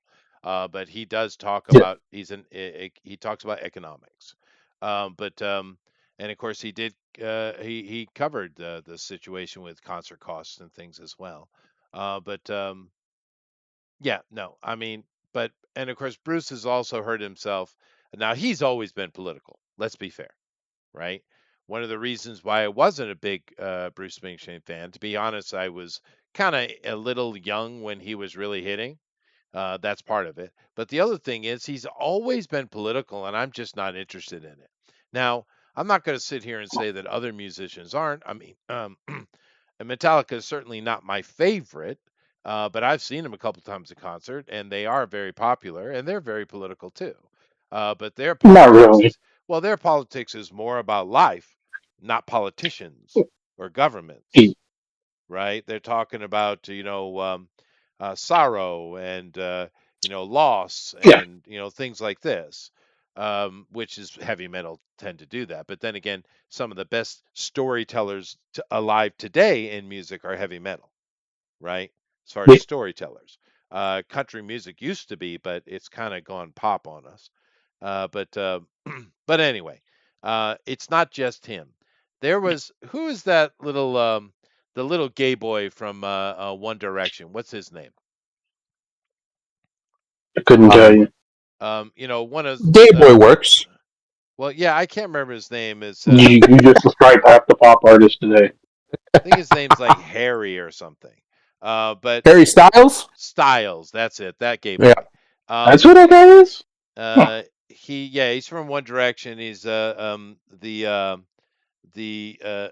asshole British guy that was on those America's Got not Talent, whatever, those talent show things. What's his name? What's the asshole British guy? Not Piers Morgan, the other one. Simon Cowell. Simon Cowell, that guy. Yeah. That guy. That guy. Yeah. Well, he's not only an asshole, he literally stole another man's wife, and she was an ugly woman. So it was like, what are you doing, dude? He did it twice. Twice. But whatever. Got to finish for Simon the Cowell, uglies, man. he's an asshole. But whatever. He created them, and they became popular for a while. It was like ridiculous Bieber level shit. And then I guess Harry's the only one that went out on his own. But he's all about the gayness and the wokeness. This is why probably why he was chosen. But he's doing a whole bunch of concerts in New York, and his tickets are 2 grand. Basic tickets are 2 grand. And everyone's complaining. Not only tickets are expensive, but we got to go to New York to see it. Now, Grimlock and I understand New York, right? Now you could be a Hmm. local living in New York, and you can find a little bit cheaper way of life, a little bit. But New York is just stupid expensive, stupid. Yeah, but And a lot of the alternate places you could go yeah, that used to be better deals, they've now I know, all of them are like that. Like I know. Hell's Kitchen, Harlem, they're not the same I as they know, used to like be. Yeah, not just Brooklyn. that. It's like CBGB's that was Yeah, forever yeah, like one of the rock meccas that if you was a rock band from this between the 70s and the early 2000s, you yeah, like playing CBGB is just like the equivalent of being a black artist and playing the Apollo. yeah. And then Well, dude, I used to play the House of CBGB is all. Blues and the Blue Note and all that stuff. I used to play those all the time, right? Yeah, And just as a musician, so I kind of get free food anyway. But I'm just saying they were reasonable. These days, holy shit, dude. The yeah, Blue Note, and, you gotta be a millionaire just to walk in the damn place. It's hundreds of yeah. That's what I'm dollars just to saying. go to the Blue Note, dude. Yeah, for general admission, not even like a balcony seat or Yeah, yeah, yeah. a VIP area. Just walking in the fucking door. Now, to And be it's fair, ridiculous. when I met Donald Trump, because I did meet him once, I was playing at the House of Blues, and Nice. in New York, and he was hiding in the back. No one knew he was there, and he came. He just walked on stage, just Donald Trump, walked on stage at the end, and it was that was a great concert. Really enjoyed everything. And he was much younger. This is a long time ago. I'm going to bring you all back to my place. We're going to have a party. He brought the entire freaking House of Blues, including the musicians, back to Trump Tower and gave us steak. Excellent. I'm like, all right, sir. Yes, sir. At that time, shook his hand. Of course, had no idea what he was going to become, but living in New York, frickin' Donald Trump. Everyone knows Donald Trump. Him and his Yeah. wars with Koch were legendary. But yeah, no, the prices have gone out of control. And keep in mind, New York didn't used to be the worst place. Boston was. Boston was insanely expensive. Still is. But Yep. New York is like, dude, hold my beer. Holy shit. I can't believe it. I've actually talked to a couple because I have family living in New York, right? Not only Mhm. in down in the city, but also up in Albany, right? Mhm. One of my uncles, well, he's passed away now, but his sons, of course, my cousins, they run a pretty big towboat, a towing company for tugboats, right? Right. In Manhattan, in the whole Hudson area, right? And I've spoken to them a little bit here or there over the years, and it's got to the point that then these people have money. They're not poor people. These people are successful. They're blue collar-ish in a way, but they make money. Those tugboats, man. And they're like, Yeah. dude, we can barely even live here.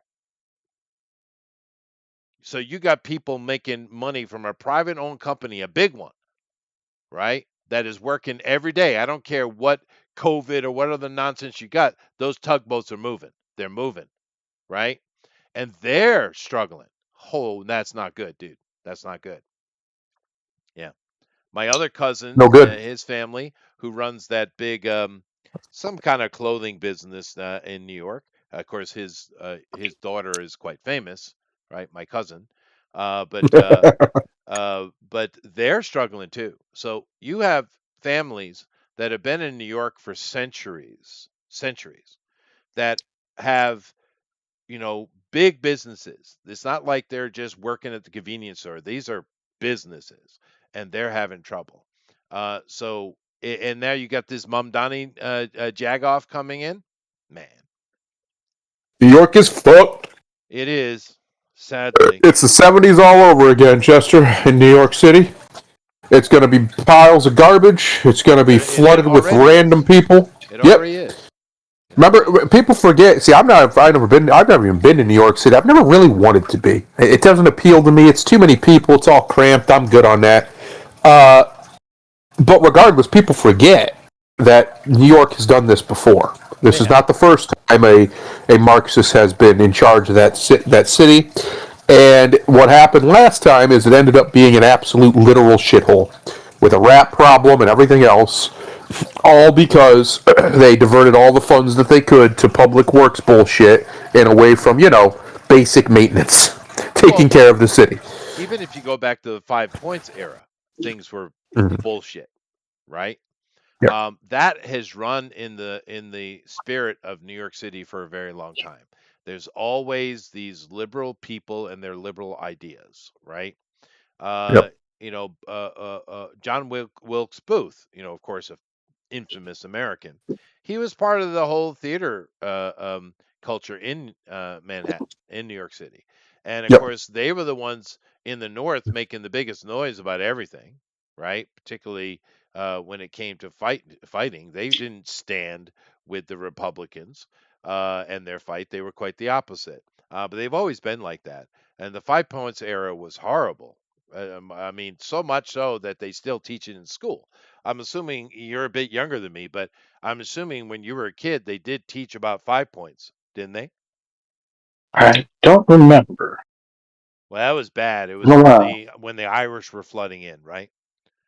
Yep. Back in the immigration when the British were trying to murder them all and they escaped to America, right? Yep. And it was just a bunch of bad policies that created one of the most violent places in any city in any point in history. It's just so bad. The corruption, the violence, outrageous. Literally, fire departments starting fires so that they get paid from the city. That That's level right. of corruption, right? Genius. What a And plan. yeah, and of course, when you move forward with the Carnegie family, and just you moving through the 20s, 30s, 40s, 50s, all the way up, it's always been these jackass, left-wing, corrupt bastards that have caused nothing but trouble for New York City, and Yep. it continues. Really? It continues. So Good old New York. It is actually tragic, a true tragedy of human history, the decline of America's great cities. Because our yeah, cities used to be something special, they used to be genuinely. golden. They had golden Yeah. moments. They did. Chicago used to be a beautiful place. Chicago, Detroit, San New York, Francisco. LA, San Francisco, Atlanta. I mean, you could go on and on. Oh, Atlanta, Baltimore. I'd say Baltimore is the saddest example, though. Baltimore's it's a third world shithole at this point. It's disgusting. Sad. Yeah. Philadelphia, for crying out loud, basically our founding city, and it's a shithole. Like, this isn't good. Nobody wants to actually fix any real problems in this country because there's too much. And this is, I was talking about this earlier, that it bothers me with the people who've turned on him. He is doing it, guys. You're just not seeing him make noise about it. He is unraveling the Gordian knot. He's untying that son of a bitch so things can get done. It's just going to take time. This thing is huge. Well, The federal government bureaucracies are leviathan in size. They're massive, and he's unraveling them. And it's going to take some time. I think, depending on what happens in these midterms, I think he's going to succeed. I think he's going to unravel a lot of it, a lot more than anybody ever expected. I think that's what the entire big anti-fraud push is about. And once that starts to unravel, you're already seeing it. The cascading effect will be downstream. The cities will happen, the states will happen, and you'll just see a massive realignment of priorities. Even like Detroit is starting to get nicer again. They're turning it around slowly because they're taking corruption very, very seriously now. That's a good thing, by the way. The thing that destroyed Rome was corruption. The thing that destroys every great peoples is corruption. It's the problem. You have to stop it. You just can't have it.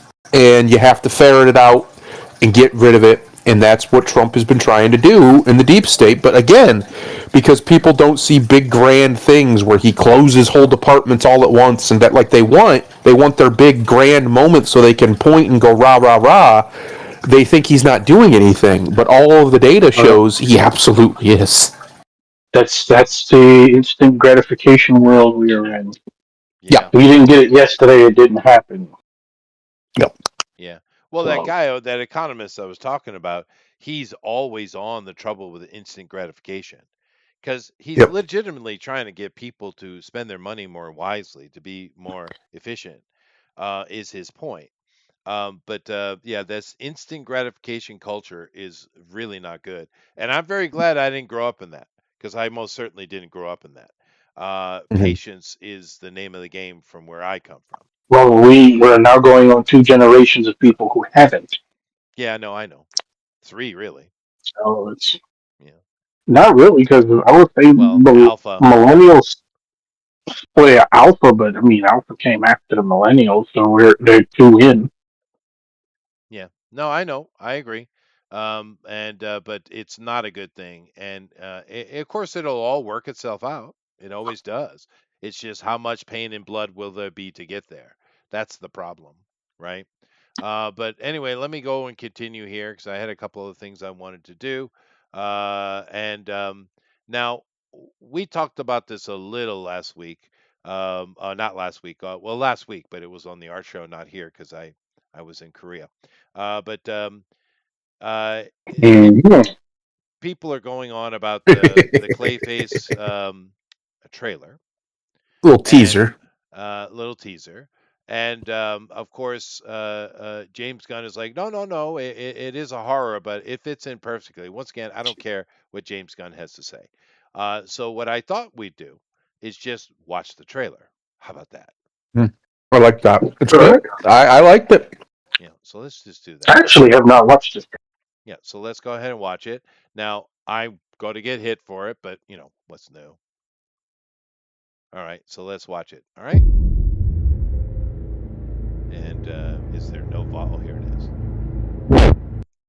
I got to leave it on, don't I? But it's an interesting little. Let me just lower the volume way down. Interesting little teaser here. Clearly, something has happened to him. His face has been marred. He's a pretty boy.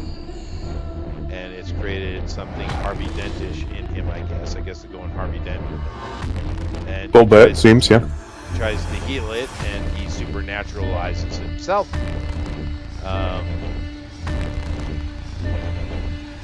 But it's not a bad little trailer, dude. Of course, he's got to have a black woman, of course. Very Clayface moment there with the fist turned to a club. Yeah. Now, for some reason, with this trailer, people were complaining, that looks like a horror. How does that fit within the DCU? And it's like, you've never read Oh, a comic book in your life, ever. a motherfucker, the entire. Well, okay, Just Batman I know in Clayface general. is a. Well, Yes. Clayface is a bit complicated considering there's 9 of them, but even if you take the 2 most well-known versions of him, which is the original Basil Karloff, which Right. is a Not play supernatural. on, which is a play on Boris Karloff, Right. Right. and then you take the Batman the Animated Series Matt Hagen version, Right. which, Which is to be honest, supernatural. it is supernatural, but it's also a mashup of Boris Karloff and Matt Hagen because the It is. original Matt Hagen comic was he was a straight up murderer. He was not an actor, um, but Karloff was. So, for anybody saying how could Clayface be a horror movie, nigga, the entire you know idea of Clayface is horror. It is. It is. And of course, if you've ever read Batman comic books, a lot of DC it carries a lot more horror in it than, of course, Marvel does. And that has a lot to do with when the companies were established. DC Comics is much older than Marvel, right? Where the hell Um, did they think they got Solomon Grundy from an episode of My Little Pony? Yeah, I know, dude. It's just such a dumb statement. And of course, it fits in just fine, especially with the Batman we saw. There was a lot of horror elements in that movie, and it worked beautifully, by the way. Um, so I'm all on board for this. What they're doing is taking the original Clayface as an actor, I think, and adding in the supernatural. And we talked about this. We knew this was coming, but we didn't. We thought that they would, with Matt Reeves' Batman, we thought that they would go more with the original guy who's just an actor and a master of disguise type of character. But they're adding in the elemental. Of course, it's the supernatural. Of course, it's a science fiction supernatural, obviously. But yeah, I'm for it, dude. I'm happy with this because we didn't think we were going to get supernatural Clayface, but we are. That's awesome. I'm good. Mhm. I'm happy. Yeah, me too. I like it. I like what they did there. I like the one of the things they proved with the Penguin show is they can go a different direction and still keep it, in house enough in the universe and make it make sense. And so they gave us a twisted gangster thriller, right? In Penguin. Yeah. Well, Clayface isn't really that. He's something else. So you can do heavy-handed horror with him, especially considering he's pretty fucking terrifying. He can be anybody. He can be anything. He's incredibly dangerous, and utterly psychotic. So I like it. I like the idea of it. I like that they're doing all this. I just really hope there's a payoff in a movie with Batman in it eventually, where he deals with these villains. That would be nice. Can that happen, please? We've done the Penguin show. We had him set up very nicely. The ending to that is still the best ending. One of the best endings I've ever seen. The way they set up everything, and obviously we're foreshadowing that the real problem he's going to have isn't control of the underworld. It's Batman. They did all of that without even the man not even being named in the movie, or in the show. I wonder if they're going to do something here as well, because they're clearly like James Gunn said, and like others have said, and which is obvious. This is set in that same universe. This is not set outside of it or a part of it. It's not the Craven movie. It's not those Sony villain movies they've put out. This is 100% tying in, leading to something with Batman directly. Yeah. At least that's what they should be 100%. doing. Yeah. So I really like it. I've said this for years. This is how they should be introducing some of these more obscure villains. I mean, yeah, people know, comic book fans and people who are in the culture know of Clayface, but the normal person doesn't really. They don't know anything about Clayface. They know of the Penguin, and the fact that they went a different route with the Penguin, which worked beautifully, was beautiful. So this is very important to establish these characters, to give us some stakes, to give us something that you can sink your teeth into with them alone, and that allows you to, when you do eventually get to Batman dealing with them, because obviously he's going to have to eventually, it matters a hell of a lot more if you do it well. Yeah. Penguin Show was done. It's the closest thing to perfect I've ever seen in television. It's so good from beginning to end. If you still have not seen it, go see it immediately. Stop what you're doing and find it and watch it. You will not regret it. This has really big shoes to fill. Of the Batman properties we've gotten in the last 4 or 5 years, however long it's been now, the movie was really, really good. I still say it's the best live-action Batman movie ever made. Not the best live-action movie with Batman in it. That's a different topic. But the Penguin was easily the best live-action superhero anything ever made. Yeah, no, Period. It was good. It was great. Yeah. It was really well done. That actor, Colin Farrell, he's just perfect. Oh, Colin. He's the man. Disappeared into that character. But Yep. yeah, I'm happy about it. You got anything to add on this Clayface thing, Grimlock? No, not really. I mean, that's a pretty good trailer. That's if you're going to do that kind of character, that should be the way you're going. You shouldn't be, for as often as we've complained about superhero movies and comic book movies going dark and gritty for the sake of being dark and gritty, Clayface, I think, is one of the few characters where it should be kind of dark and gritty. Oh no, definitely. Yeah. And it looks like it's definitely that way, and it looks great. And you clearly see he's an actor. He's attacked by some crazy person, which is probably going to tie into the universe as well. And his face is cut up. And then he finds a solution because he's got money. Anyway, there are some other ones here. Let's just immediately take a look at the new Spider-Man Noir trailer, shall we? Here it is. Let's see it. That's the man right there. Yeah. But pull the right strand, and it's a straight line to the answer. Uh-huh. Nick Cage was built for noir shit. He should be in more of it. He should be. Trends to disorder. Monsters on the loose. Monsters! This is a version of America that simply doesn't exist anymore. No. I came here to offer him a job. My friend disappeared. You haven't given us much to Typical go. What noir can I say? detective. The world's a dangerous place. Yep. But I think you're braver than you let on.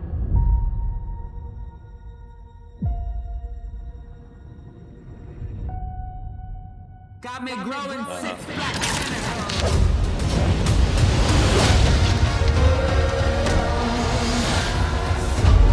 You've been in a hole ever since Ruby died. Yeah, we know there's a little bit of that, alcoholism and stuff. We're chasing Getting a ghosts. little bit of Maybe Spider-Man we can action. belong together. This is your chance to put that shovel down. So what are you waiting for? This guy. Let the best man live. That Hammerhead? This is how it ends. Silvermane. The one who smashed the car? No, The that's people Sandman. could use a hero. Fighting is the point. He's the best It's a show in much town. bigger trailer, huh? They got a lot of Just characters actually- in here, man. Walked into a door. Just actually looks really good, though. How many times?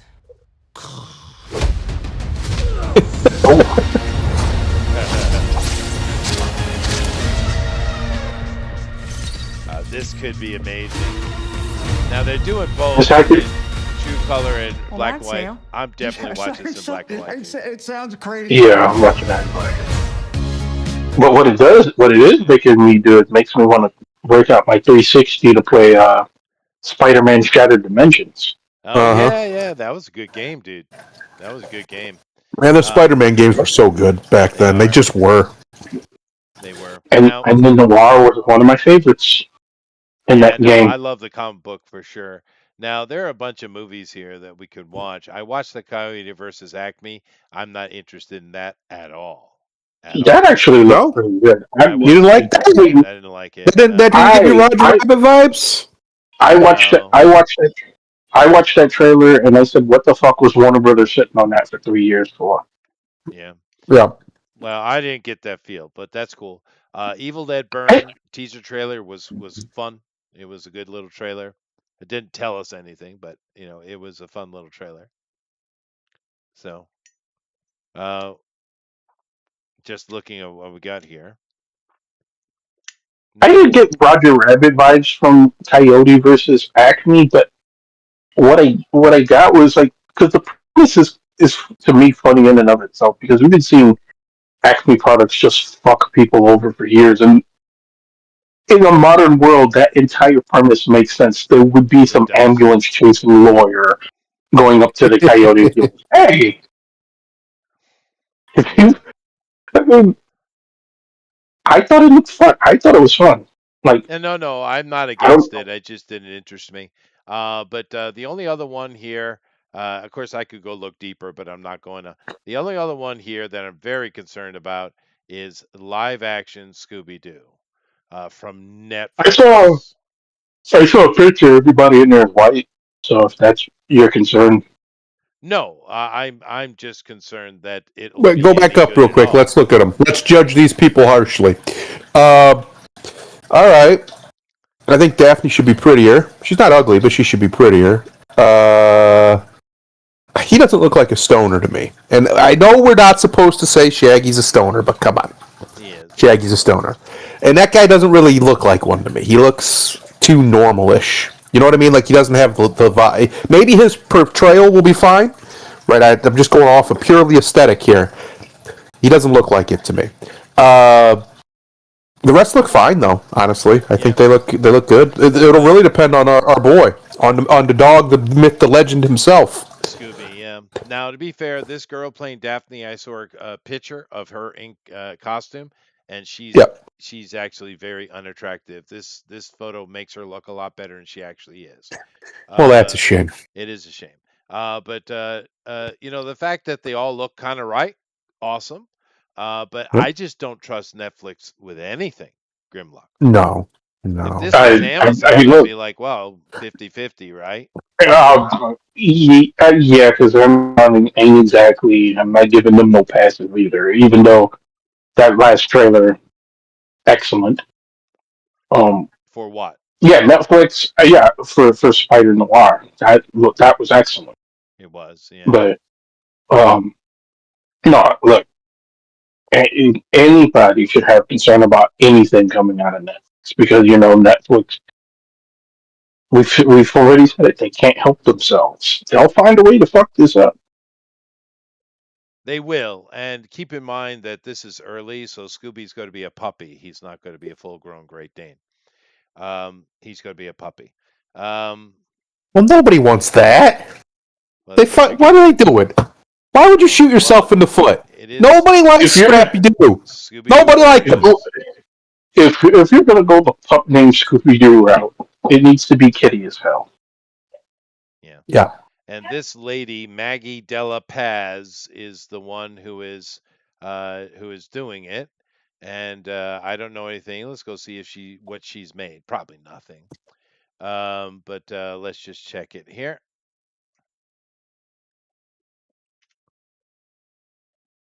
Alrighty. All right. I guess. Oh no. Yes. Oh no. Yes. I have no idea. Oh no. She is very ugly. That doesn't matter. She's the director. That's irrelevant. But it matters, Chester. I don't want ugly people making art. I'm just going to tell you right now. Unless they're little Jewish men who, for some reason, have the ability to make art even as ugly men, I don't want ugly women making art. They suck at it. All right, I said it. I said what I said. That's fine. Now, this girl has only made one thing. Uh-huh. It looks like, because we're not even getting her name under IMDb. What we're getting is the one thing she's made, Going Dutch. So there you go. I've never heard of this show. It's got Dennis Leary in it. It's a TV show. I don't see a rating on it, a 5.7. All right. I've never heard of it. I don't know. Maybe it's good, but this is what she has made. And is her name even here? So, did she even direct all of it or just did an episode. I'm not really sure. But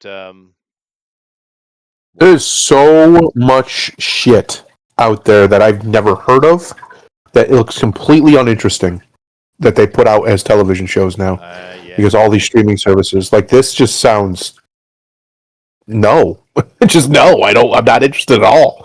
So she's And I like not Dennis even Leary. she's not even listed as a director at all. So Yep. I have no clue what's going on with this dude. Yeah. Yeah, I don't know. I have no idea who this girl is. And it actually is kind of looking at her being some kind of yeah, that's her. Is a feature writer, so she's a writer for Looper. Or Looper. Oh, she And- wrote Looper? Or was No. one of the writers for Looper? No, I think that this is this YouTube. See, Looper. It's a website, not the movie. She specializes in writing news and feature articles regarding a wide range of entertainment topics. Her love for coming of age. That I must have made a mistake because she doesn't look like she's involved with movies at all. Did I screw up something? No. Unless Maybe that's the writer. So let me go back. that must be the writer of this article. Must be. Netflix Yeah. shared photo live. It is. Scooby-Doo. If you look right there, right up there, it says by Maggie De La Paz. Yeah. Okay. So who is the director here? Search it. Scooby-Doo Origins director. All right. Scooby-Doo Origins director.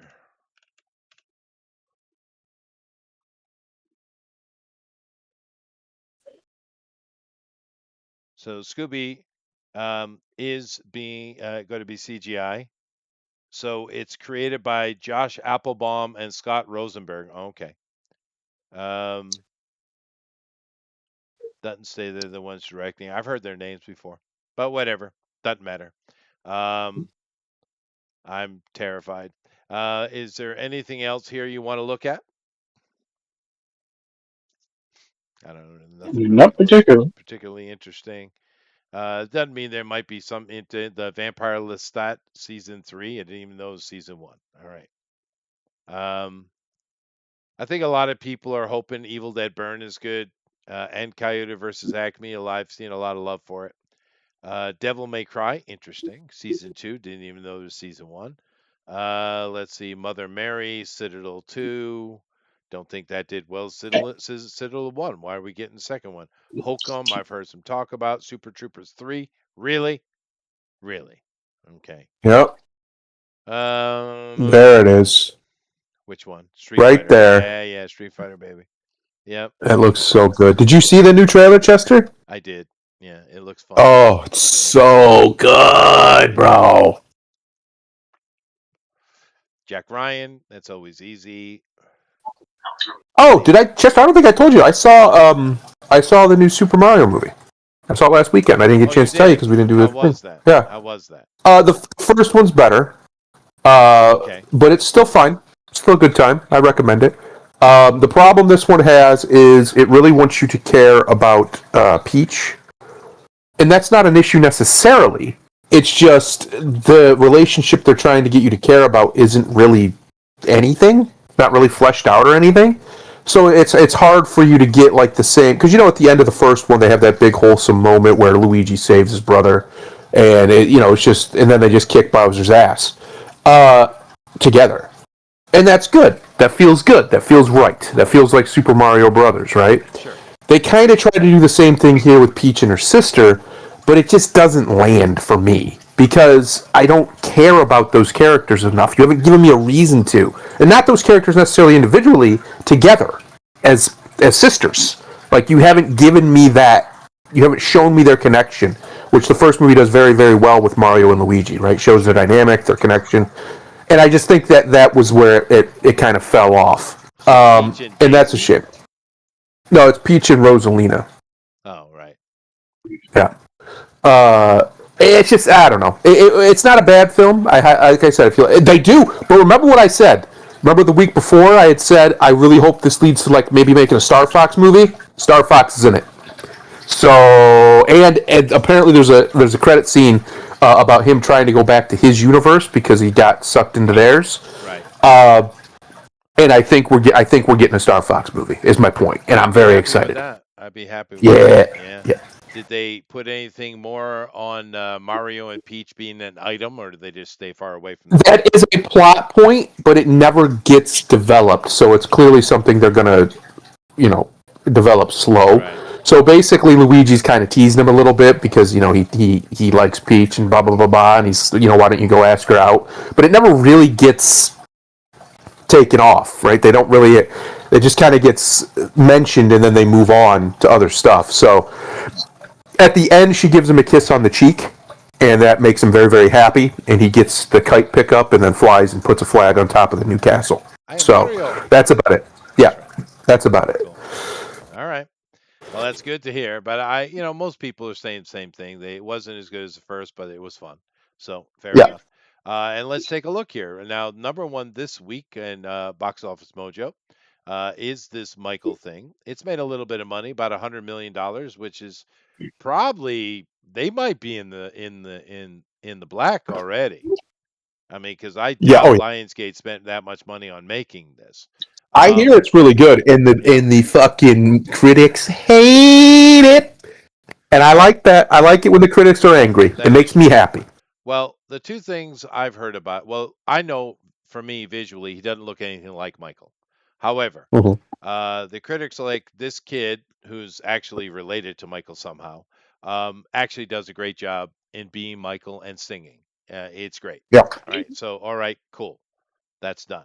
The criticism I've heard from the actual critics, not the assholes, is that it's really nothing of a story at all. All they really is just a playlist for Michael Jackson songs, which all right, that's cool. I'm sure a lot of people who enjoy. Did they have the same? I don't remember. I'd have to go look, but they had similar criticisms for the NWA movie too, and that was obvious bullshit because that movie's actually really good. Yeah. Out of Compton. Yeah. So I don't. Yeah. I don't think. I don't trust them. I think what it is Michael Jackson has always been a polarizing figure because of the allegations against him that were never proven. And in fact were directly refuted by one of the supposed victims, who was also a person who repeatedly accused other people of engaging in sexual acts with him as a child. So it doesn't make any sense to me logically why he would lie about one specific guy and not everybody else. But regardless, there's this weird thing that a lot of these critics and lefties and the bourgeois little poofs have when it comes to Michael, and I've never understood it. I don't understand it. He should be a guy they all love, and when I was growing up, they did. But then somewhere along the way in the last 20 years or so, they all turned on him, and that was it. Well, he is a little bit awkward and creepy, let's be fair. Sure. But that happens when you're raped your whole life by your father. That will do that to you. Maybe. And I think a lot of people wanted to actually get the biopic of Michael, and that's not what you get here. You get basically a MTV playlist. But for what that is, people are like, yeah, it's pretty good, and it's made some money. Grimlock? I know why they hate it. Why? It's easy. Racism? Because, no, it's beyond that. Hold on. What? Say it again? What? Look at Mario go. Oh, sorry about that. The reason they hate it is because Michael Jackson was patient zero for the bullshit you see from the media today. Michael was the first person who was larger than life that was solely broken through the media. And the two biggest mistakes Michael made in his lifetime was the first one was he let the media know that the things that they did bothered him. That was the first mistake. The second mistake was listening to Sony Records and their lawyers about the fucking case and settling, which permanently tarnished his reputation with the help of the media. Right. This movie getting positive reviews from the audience at large, and it's getting huge positive feedback from the audience.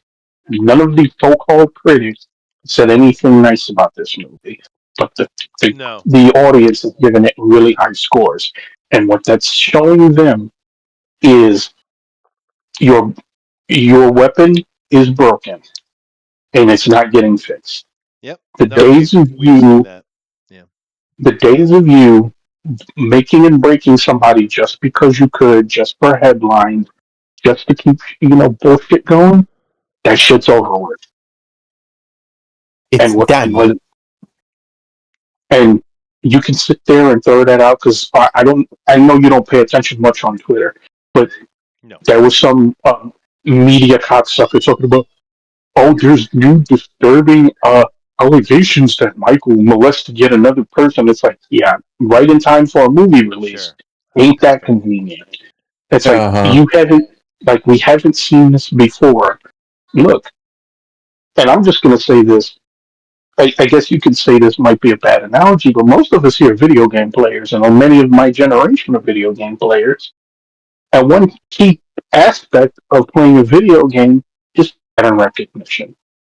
And the media got away with pulling bullshit for decades because most people just wasn't recognizing the patterns. We couldn't see it. We didn't have access. We didn't have the behind the scenes shit that we do today. And now that we know how the sausage is made, you're not going to be able to sell us this bill of bullshit. You can say what you want, Michael.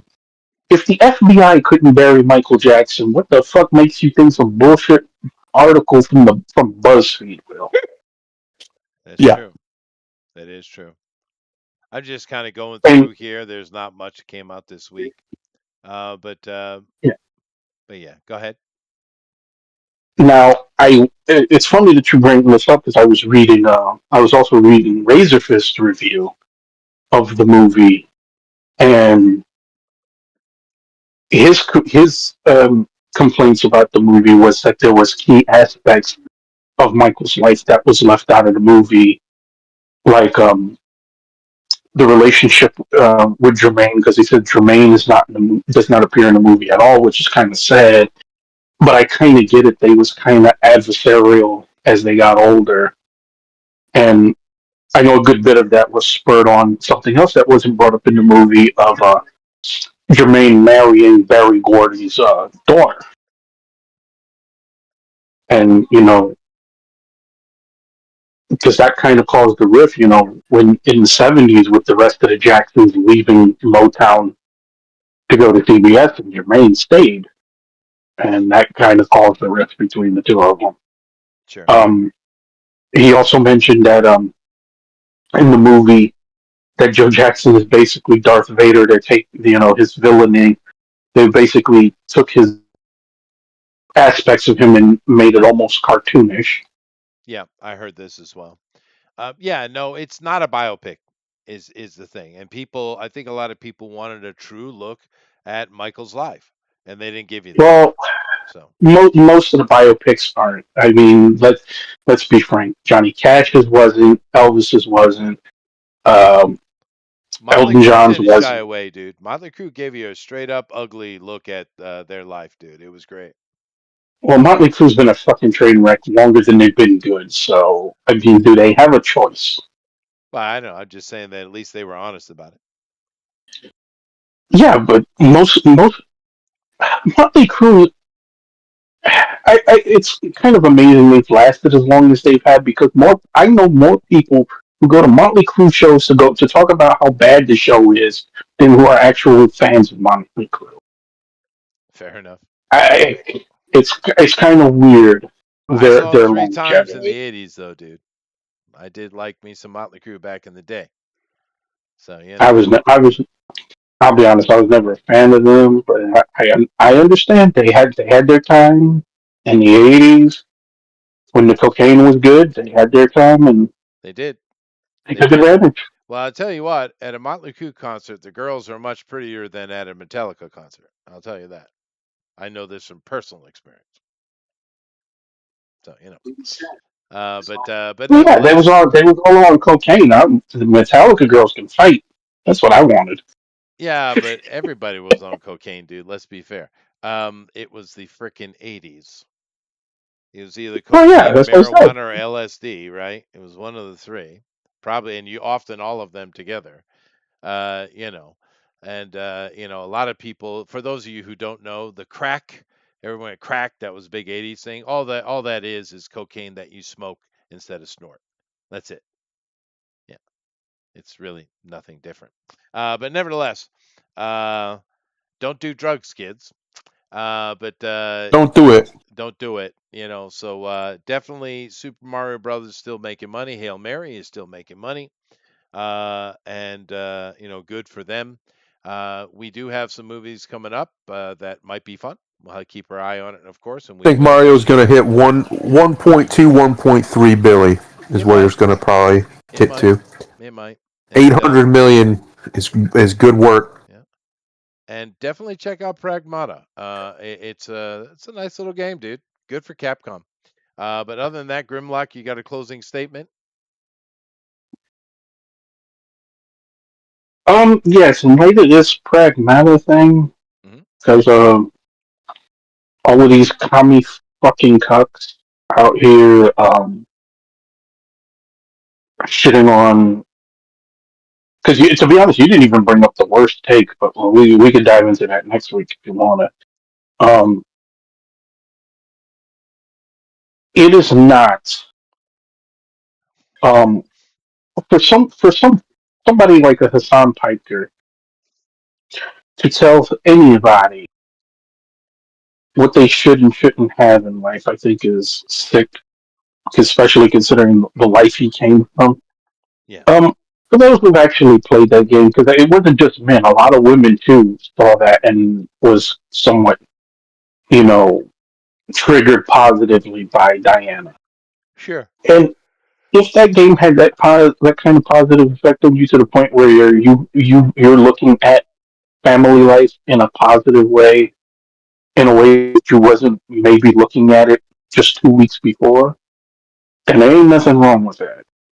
And don't let these fucking miserable fucking leftists tell you otherwise. The people who have encouraged that kind of bullshit for the last 60 years did it because it was financially beneficial to them. Oh, sure. While Chills. it I got was chills. Yeah. while it was debilitating to you on every other aspect of life. Yeah. But no, Stop listening to it. yeah, Pragmata is wholesome. It's great. And Yes. yes, Alan, Vince Meal. Thank you very much, sir. The- He said, I'm a fan of Motley Crue, but I would never want to see them live now. Vince Neil sounds like he's possessed by the Taco Bell value meal. Vince Meal. Good job, Alan. Vince Neil. Anyway, take us out of here, dude. I want to make a very, very specific point, and it's very humbling, but it's true. You are not necessary for the existence of the universe. No. None one is. Not me, not the people you love, not your children, not your spouses. Not a single human to ever exist was required for the universe to exist. No. And yet you are. And yet you did. Your pain is not preeminent, and your suffering is not sacred. Yeah. Namaste. You're not special, is what he's saying. Black lives don't matter. Later, everybody. Going out with a troublemaker.